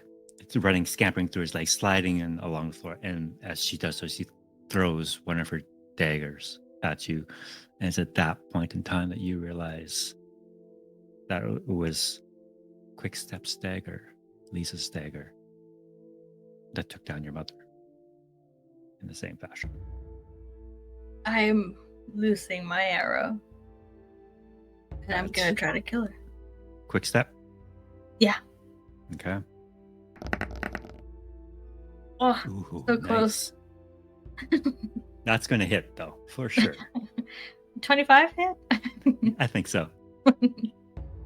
It's 1d6 plus 3. Oh, only 4? Yeah. That's still a major wound on Lisa. 2 hit points of damage. She sucks. So as she's sliding in on the floor, throws a dagger, she goes wide, slices through some of the mushrooms hanging from the ceiling, and lodges itself in the back of the wall. You draw your bow, fire on her, and hits her square in the stomach. And she, ugh, you bitch, I'll cut you wide open for that.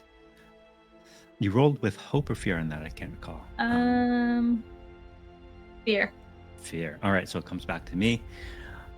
I'm going to have Brent enter. Garrick is still kind of standing in front of the door, and Brent just says, "Get out of my way, you brute." And just kind of pushes Garrick to one side as he steps forward, pulls out his stiletto, and he's going to rush at you. He's in close enough range that he can engage you in melee combat. Okay. That is going to be a 20 to hit. It's, yeah. All right. I'm going to roll damage here. It's 2d6 plus 8.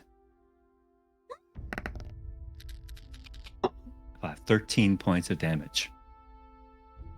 Holy cow.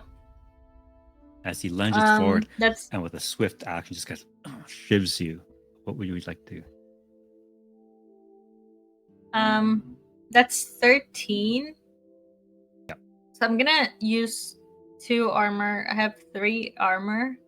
Okay. So that brings it down to 7. Yeah. I'm going to use 3 armor and mark 1 HP. Okay. All right. So it's back to you. And as he stabs you with this like shiv, this, I knew I could never trust you, Moose. I'm sorry it had to come to this, but it's just business after all. I did trust you. And I would have gone down defending you. All 3 of you. But before you even gained my trust, you had already betrayed me.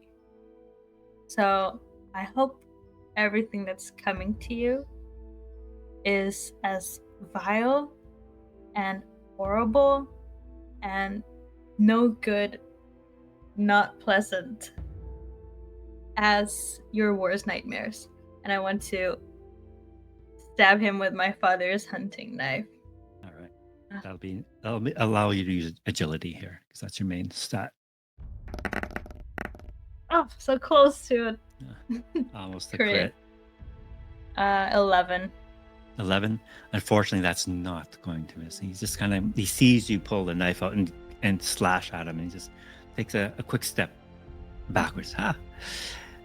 Fast, the mouse, but not fast enough. And was that with hope or fear? With hope. Hope. So because you're only one person, I'm gonna allow this little old lady come in and just try and whack the back of Brant's head with her wooden spoon. It's not going to do a whole lot. She actually hits. They should have taken her in. That's going to be that's going to be like 5 points of damage to him. That's 1 point of damage. He just like cracks the wooden spoon, breaks in half as it just hits him across the back of the head, and then she sees that and picks up a pot next. Go ahead. What would you like to do? Okay. I guess I could only try and hit, but I'm gonna try to use Apex Predator. Yeah, I mark as stress to increase my proficiency by +1 on a damage roll. Oh, damage roll. Yeah. So you don't have to spend that stress until you actually hit. Okay, perfect. I just roll like normal. Yeah. Ooh, 20 with fear. All right. This is against Brent. Yes. That's a hit. Now It you wouldn't spend your hit someone Apex else. Predator. All right. Yeah, and that's so normal. What's normal hunting knife damage? That is a good question. Let me do a quick check here. That'll be the same thing as a dagger, I'll assume. There we go. Dagger. That's actually a finesse check. Oh, That's fine. It's a D8 +1. whoa, a D8. Yeah. Okay, so 1d6 from Apex Predator plus 1d8 plus 2 because of that. Apex Predator gives you an extra proficiency die, which means an extra D8. So it's the same die that you would of your base damage dice. Whoa. That'd be 2d8. Damn. Plus 2? Yep. So 13 points. All right, so 13 points of damage on Mr. Brent. Yeah. That is going to be, I think, a severe wound. So they also No, it's not. It's not. Oh. It's a major wound, so it's 2 points of damage. Okay. And he marks a point of stress? No, only if it's severe. Okay, so he's got 3 hit points of damage to him. As you draw your father's hunting knife and lunge at Brent, you manage to cut his thigh badly. It's a deep wound. And he says, little mouse has a bite. That was with hope or fear? Fear, I think. Fear. Yeah. All right. So he is going to mark as stress to invoke his tactician feature and allow everybody on his side to take an action for free. Interesting. So they'll all attack you. And so he just says, get her, gang. Cut her wide open. And so Lisa, quick step, will swing at you with her dagger. Natural 20. That's a critical. That's going to be 2d4, 8, 13 plus 2d4. So another 5, 13 plus 18 points of damage from Lisa. Damn. Okay. So my severe threshold is 14. I'm gonna use 2 armor slots to just bring it down to major and only mark 2. Okay. Right? Yep, that's correct. Okay. Brant will take another stab with his stiletto. Not 1, that's going to be a miss. Thank God. And Garrick kind of is shaken out of his stupor, out of his paralysis at Brant's command. And he steps forward and he's just going to try and grab you. Right, so this is just going to be a normal attack. 16. For my armor class? For my evasion? Your evasion, yeah. Yeah, that hits. Okay. So you don't take any damage, but you're both restrained and vulnerable, meaning you have 0 movement, and they get advantage on attacks on you. Okay. Also, while you are being held by Garrick, and you have seen him use this technique before, while he holds him, he basically pins you. The others will just attack, and they will do a lot more damage. Now that you're basically just being held stationary, if they hit you, it'll hurt a lot more. So what would you like to do now? They've all taken their actions. The old lady's going to swing at Brent with her pot. 1 second. That's going to miss. Oh no. I would like to, since Garrick is pretty tall, I would assume that I'm higher up off of the ground, maybe. Yeah, he's kind of got you in a bit of a barricade. He says, Mouse, I don't want to hurt you, but you betrayed us. Ditto. And I went to grab some of the mushrooms that I'm assuming are hanging just Yeah. all over. And I went to like try and hit him Okay. in the face with them. Okay. You can also try to break free if you like. You have that option too. Just kind of squirm out of his grasp. Nah, not yet. All right. All right. So you're gonna go ahead and make an attack roll with mushrooms. I'm just kind of hoping that they're gonna be like either hallucinogenic or just straight up kill him. Just Okay. poison mushrooms. Okay. I don't know what to add for mushrooms, but that's 19. That's going to hit him. With fear. With fear. These mushrooms. How about this? Roll a d20 for me. I will say on a 1 or 2 or 3, it's a poisonous mushroom. For 5 or 6, it's hallucinogenic. Anything higher than a 6, it's just going to be like an edible mushroom. It's harmless. Okay. No Mario mushroom though. No. Thank God. Okay, so I want low. Yeah, you want low. There we go. Oh no. Almost as high as I can go. All right. With that 18, you smack Garrick in the face with a handful of mushrooms, kind of smearing across his cheek. You kind of catch his nose ring, his gold nose ring, and says, "Don't struggle, Mouse. It will only make it worse." And that was with fear, right? Yeah. All right. Lisa is going to take an attack on you with advantage. You'll automatically take major damage on a hit. Okay. Okay. Did she hit? Oh. I will roll a d6 on top of that as our advantage. 13.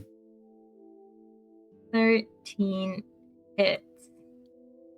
And I am What is down. your major? Oh, no. Do you have armor left? I have 1 armor slot for 3 points. Okay. My major is, so it's minor 7, major 14, and then severe.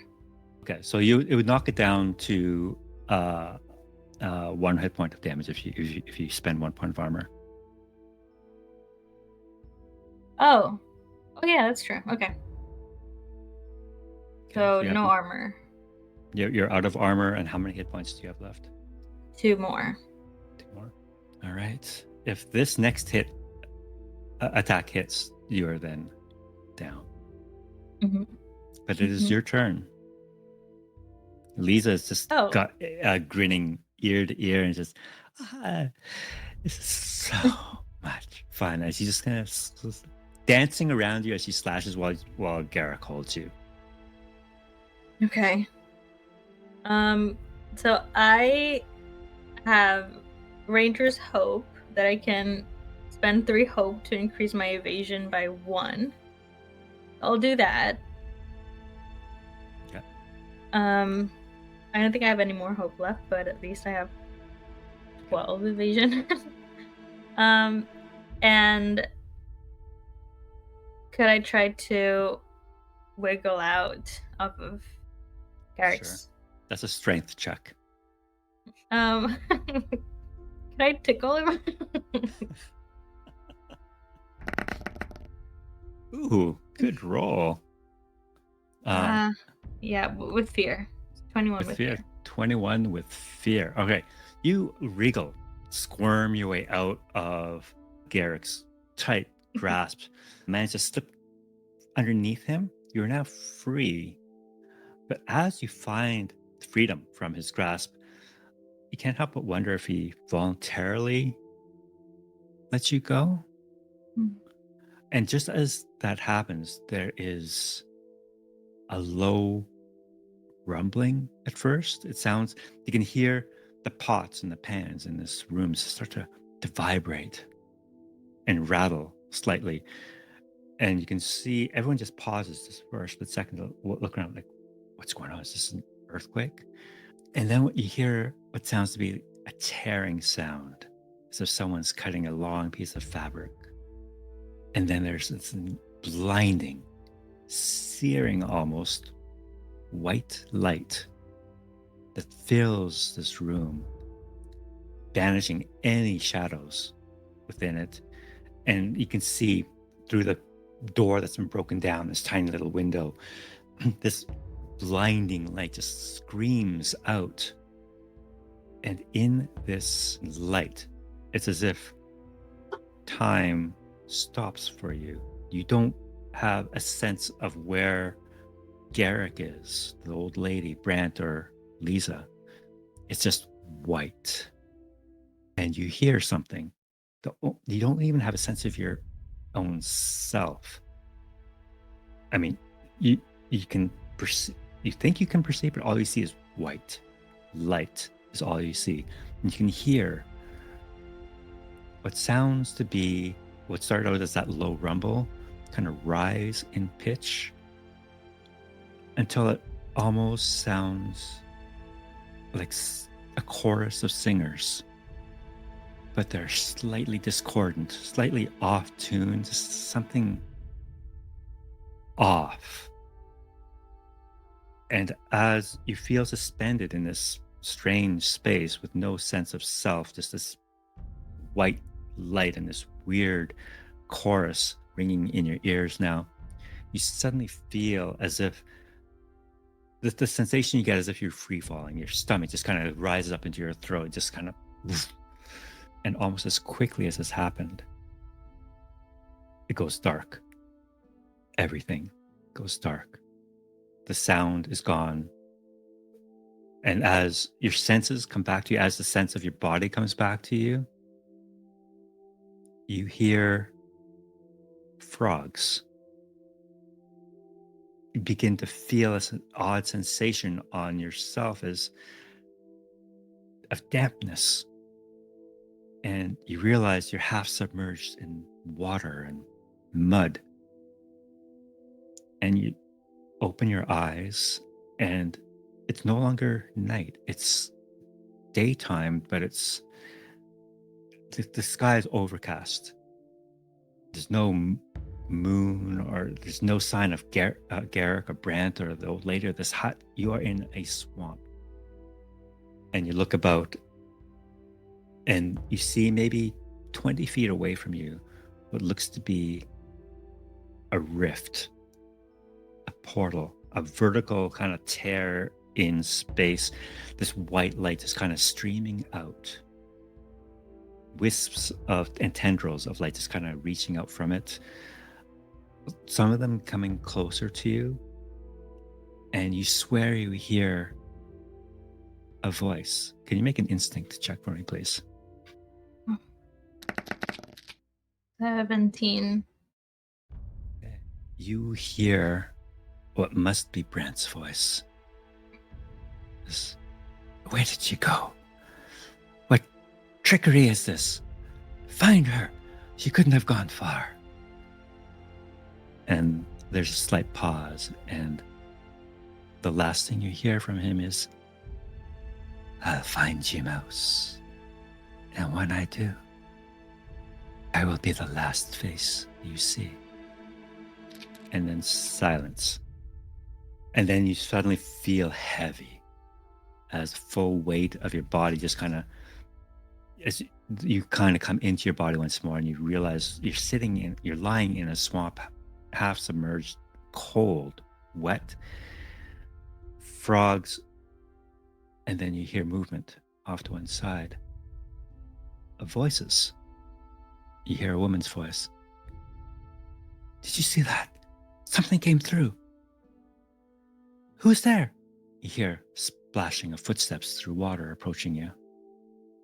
I would like to hide. All right, go ahead and make that finesse check. Despite your disorientation and the confusion of you have no idea where you are, you manage to find a rotten log to kind of squirm into and hide. You kind of find a little knot in the exterior of the log just so you can kind of peer out and see who's there.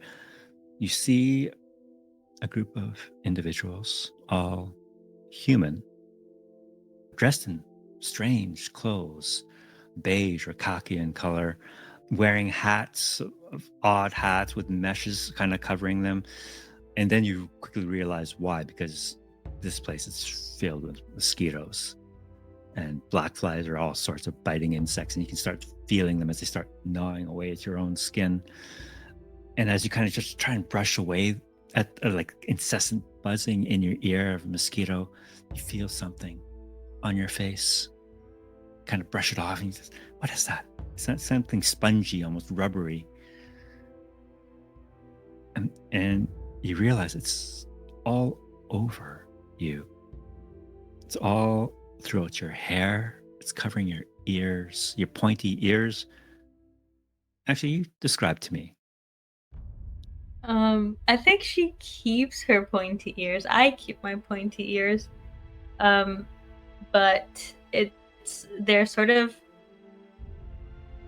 folded, or so in the fold of like the crust. I don't even know the actual names for them, but like it's just the underside of mushroom and or a fungus protuberance, I guess, sort of blending into, like, growing out of the top side of her forehead and head, and then just sort of like in a ladder sort of position, just stacking in on top of each other down, like the arms and the neck. And as a strange sensation that you seem to be half covered in mushrooms, a strange world, a strange rift that you're sucked through, in a strange world that you're in, these strange people standing a mere 10, 15 feet away. You hear her voice once more. I swear, I saw someone come through. She's got to be around here someplace. Can't be too far. I think she was hurt. And you can hear another voice, a male voice, saying, Mooney, let it be. If there was something that came through here, it can't be for any good. Maybe it's good that they're wounded, for them and for us. Just let it be. It's too dangerous. And the woman named Mooney says, No. We can't just leave her. I'm sure I saw her here. I'm going to make a quick roll for her. No. So she searches around a little bit, but doesn't think to look into this log where you're kind of looking out at them all. The rest of her group has already kind of retreated back away from the rift in the log, but you see her standing there. This is a woman, maybe in her late 20s, early 30s, kind of sandy brown hair, kind eyes, like pale, like bluish green eyes, maybe. Still has a smattering of freckles. And you can see in one hand, she's holding like a trowel, and she's got like some strange see-through bag kind of hanging on her waist, and another backpack. And she seems, if you were to guess from your own world, it looked like someone who is like an explorer of some kind, maybe. Just not clearly not a warrior or anything. Maybe some kind of herbalist, someone learned. But she's saying, all she says is, "Well, Whoever you are, if you're still around, I hope you're okay. If you need anything, our camp is just over yonder, not too far from here. We don't mean you any harm. You're not with the blade?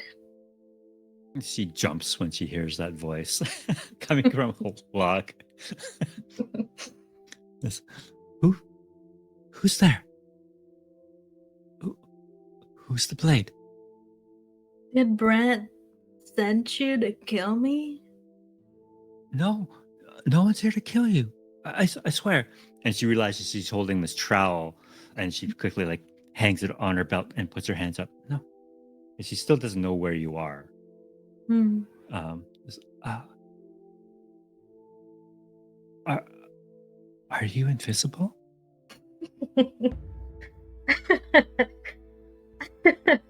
Sorry, hold on a second.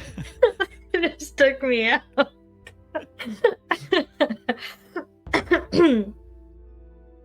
She hears you laughing,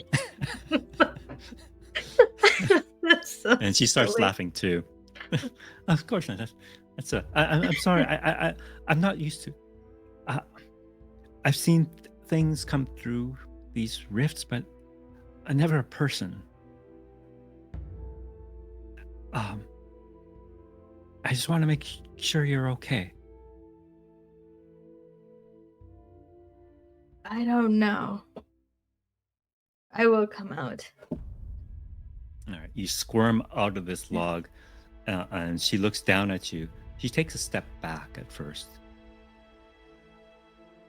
and she's speechless at first, and then she's kind of gets over any kind of trepidation or fear she might have had initially, and she steps forward quite confidently and reaches her hand out. You're not with the blade? I don't know who this blade person is, and she kind of just gives you a quick look and sees you kind of bleeding from various wounds still. But I assure you, Miss, I mean you no harm. And in fact, if you come back to our camp, I think I can help you out with some of your wounds there. Okay. Lying in a swamp in a rotten log is no place. I can't imagine what kind of bacteria or infection you might get from that. Infection? Yeah. You're This so must. weird. And then at that point, when you start to take a little bit more of your surroundings, and you can see on the horizon what look to be buildings. And at first, they just like stone adobes, almost like just kind of like. But then you realize, no, those are actually enormously tall buildings. Many of them are in ruins or half crumbled. But it's just the scale of things. At first, you thought they were just like small little home huts not too far away, but then you realize they're quite far away and they're quite big. I will. If she's still offering, I will take her hand and I will say, do you have giants in this land?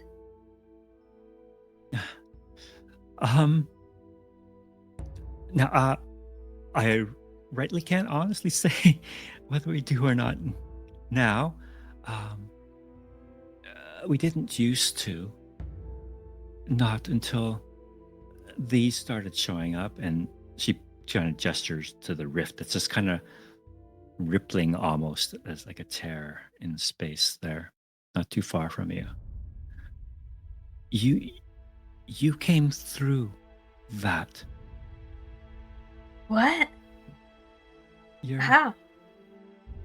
It was almost as if it ejected you. You just came hurtling through it as if you're being spit out of it. I have so much to tell you, and I would love to hear so much more about where you're from. But please, let's get you back to my camp. I want to get you cleaned up, get you fed. We'll take care of you, I promise. You're safe. Okay. I have so many questions. And I hope you don't have giants here. I am Not yet. Michael. We oh, I'm Mooney. Uh, s- Mooney? That's a weird name yeah. where I come from. I don't know. I'm not sure what my parents were thinking of when they named me that, but that's who I am. That's what I go by. um, um, and she shakes her hand, and you can see her crew not too far away, kind of standing there. They're all kind of noticing you for the first time, shaking hands, and they're all kind of dumbstruck. They're awestruck, in fact. They're looking at you. What the hell is just going on here? Some of them start walking towards you. Others are saying, "No, no, no. We got to get the hell out of here." And they start packing up.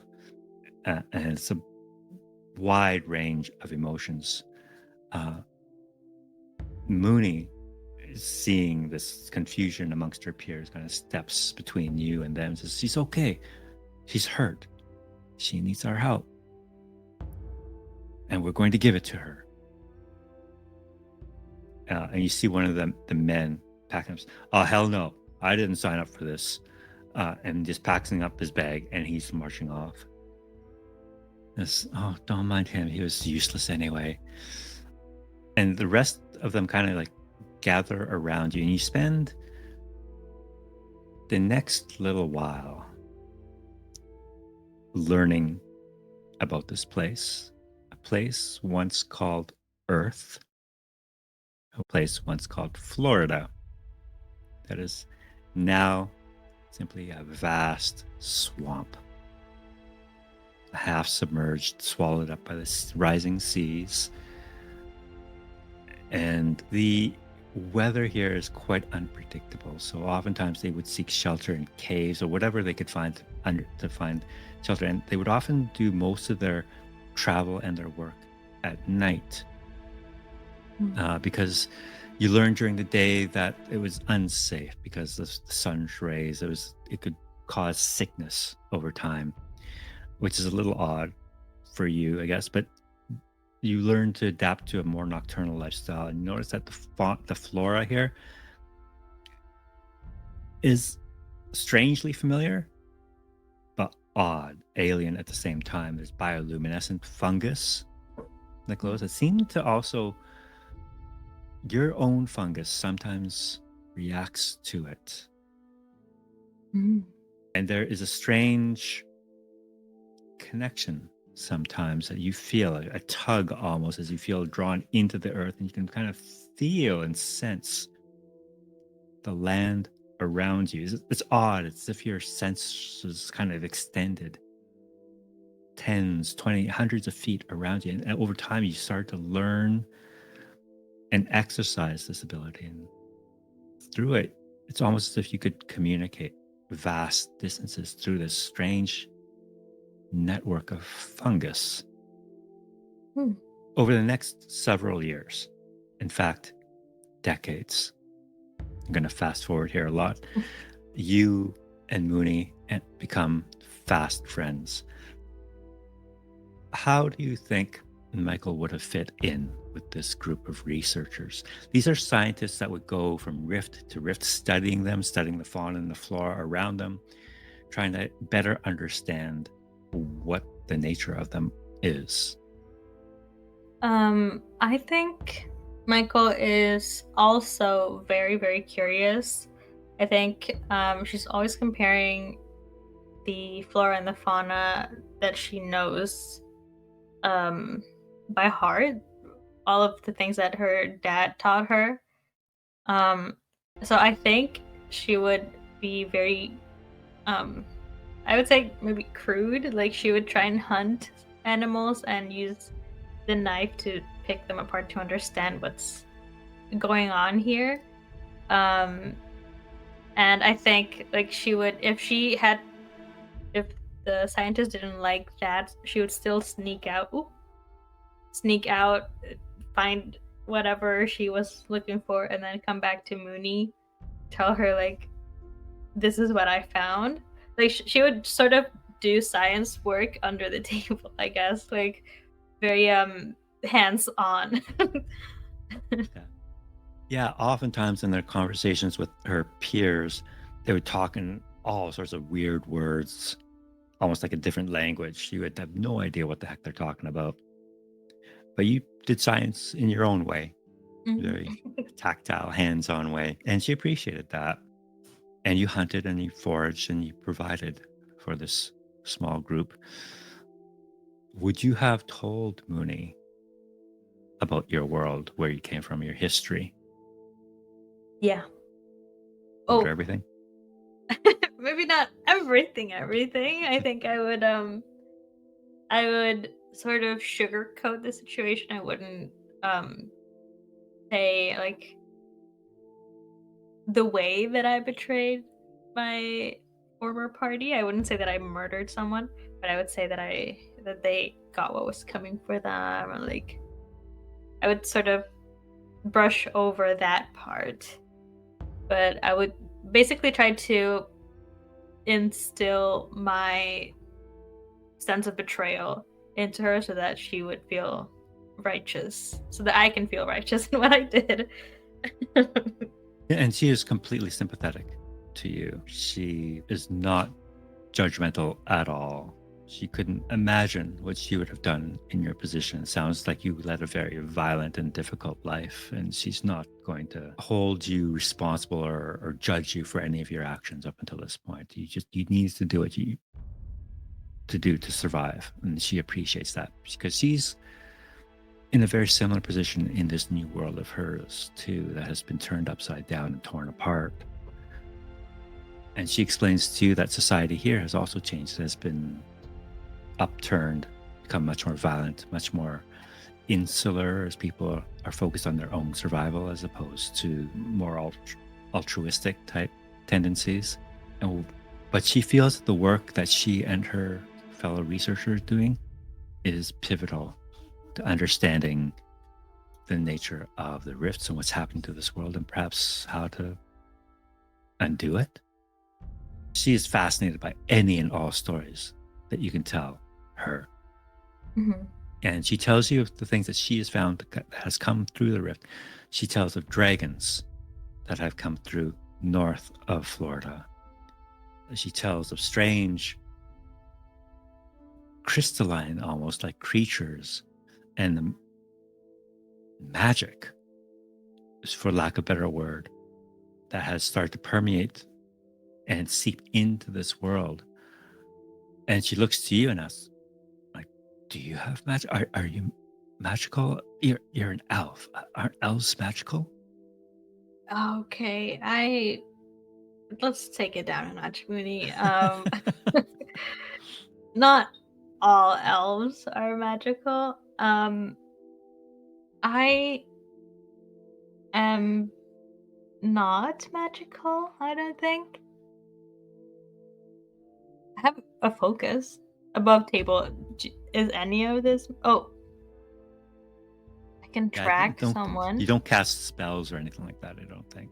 Well, I have a domain that I have to make a spellcast roll to track Okay. or ask the GM one question. I'd be able to learn about a specific creature or group of creatures based on signs of their passage. I don't know if that really counts as Yeah, so you're tapping into magic to do that, but it's not like overt magic, like you're not casting a fireball or something like that. Yet. Yet. So she's fascinated by the concept of magic, and a lot of things that artifacts that she's managed to find. It's odd. Whenever you encounter a rift, there's always a concentration of strangeness, weirdness. That the level of weirdness just kind of amplifies the closer you get to a rift, and it seems as though more and more of your world, what you remember from your world, has seeped into this world. From that, some flora, fauna, some strange things and it's a blend. And she looks to you and like you've had conversations about the mushrooms on you, right? It's a delicate conversation. She doesn't want to like pry too much. Like, what's going on with the mushrooms there? But how does Michael feel about that she's curious, like, do all elves in your world have mushrooms? Like, No, I don't know. I I don't know what happened here. New look. I think this was done by whatever ripped me through the worlds. Because this is not what I was before. I couldn't um feel the earth. I didn't look like this even. I had a different uh like more normal elves. I don't know. I know you don't know what elves do and are, but I promise. It changed me literally. I don't know how to change it back. I don't know if we should just change it back. I think we should just close the rifts to make sure that everything stays the same. Everyone stays where they are. you don't want to go home then. No, there's not a lot for me back there. Probably death, if I'm being honest. I've always been curious to know what life would be like on the other side of these rifts. I I feel like that's one thing I could do is to go there, explore new worlds, escape this devastation, escape this hell that we're in now. This. I wonder though. Do you think your old world is like this too? I don't know. I hope I hope that they are. I hope that they are forced to understand something that they are afraid of. I hope they're forced into change. It sounds like a difficult world. Um, Maybe I don't want to go there, but I'm a scientist. So I'm curious about these things. I think, and I want you to know this. I know you would rather have these drifts sealed, close that chapter behind you, and just get on with your own life. But if there's ever an opportunity for me to go through one of these drifts, I would have to take it. You understand that? I sincerely hope you don't get the opportunity. I hope you don't have to face the horrors that plague my world. But I understand the drive. I understand why you would do it. I just hope you I hope you die of old age. Now that will segue a few decades later. You spent decades traveling over what was formerly the US and Canada and North America, shattered landscapes, shattered ruins, cities, iron, steel, gone, rotted into dust, nothing left of it. And everything that relied on those metals is also gone, including the Earth's core, vastly changing the nature of Earth. And with, in addition to that, the appearance of these rifts and the introduction of magic and all sorts of strangeness and oddities of another world creeping into this one has transformed Earth so much so that the old names, the old places, they didn't really make much sense anymore because they were gone in most cases. Entire cities swallowed up or destroyed or submerged under the ocean. So new civilization emerging over the next few decades as people adjusted. Some regressed, others focused on survival, and others pockets of civilization, small towns, villages thrived as they took advantage or found a boon in the magic introduced to this world by these rifts. Regardless, it was still a very dangerous world. Now, very different than just a few decades earlier, as not much of that world remains now. And as Mooney enters her 7th decade, and she finds it a little harder to travel around now, it becomes a bit more sedentary. She settles in what was formerly the Northeast United States in Maine area, sets up a little cottage. She still does her own research, but the group itself has long since dispersed and they've gone their own way. She's kind of just got her own place, and you stayed with her as an elf. You've aged far less slowly than her, and as she ages, you remain practically unchanged for the most part. But at the age of 90 to 100-ish for you, and she's in her late 70s, the time comes for her to pass.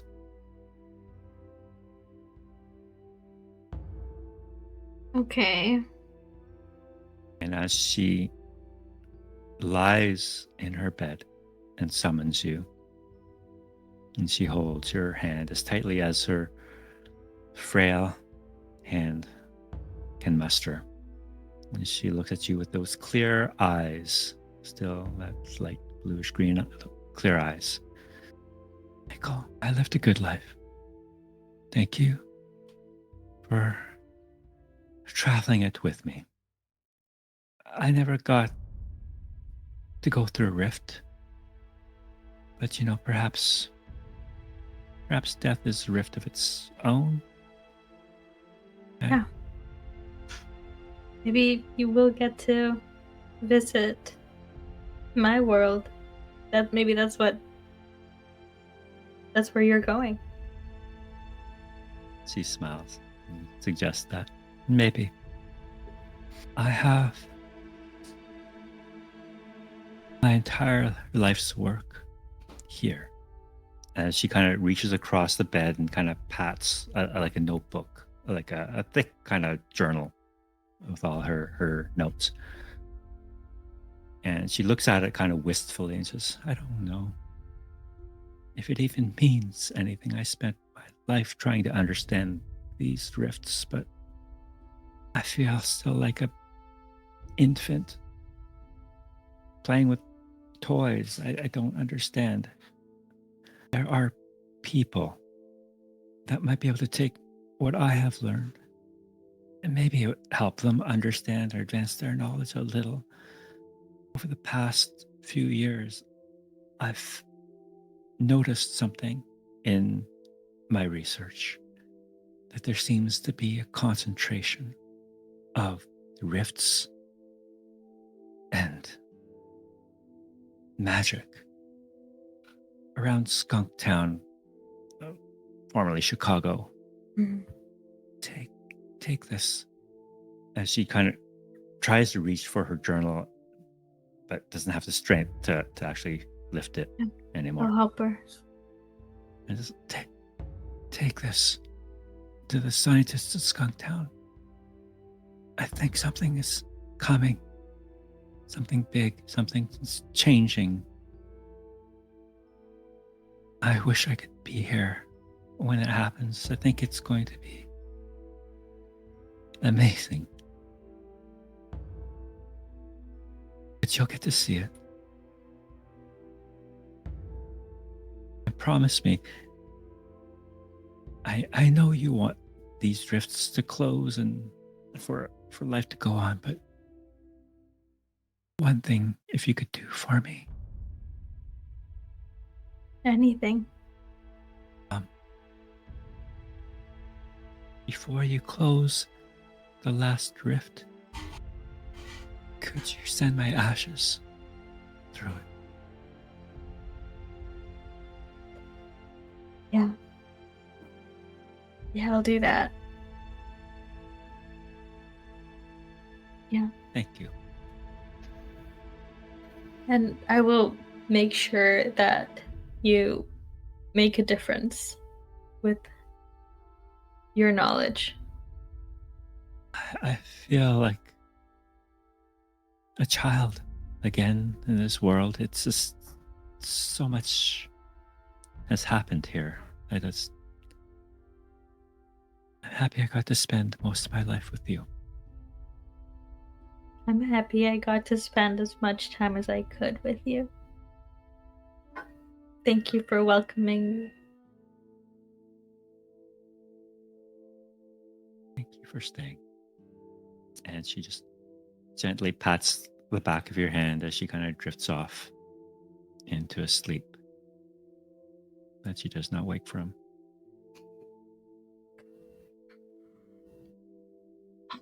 Okay. That's brutal.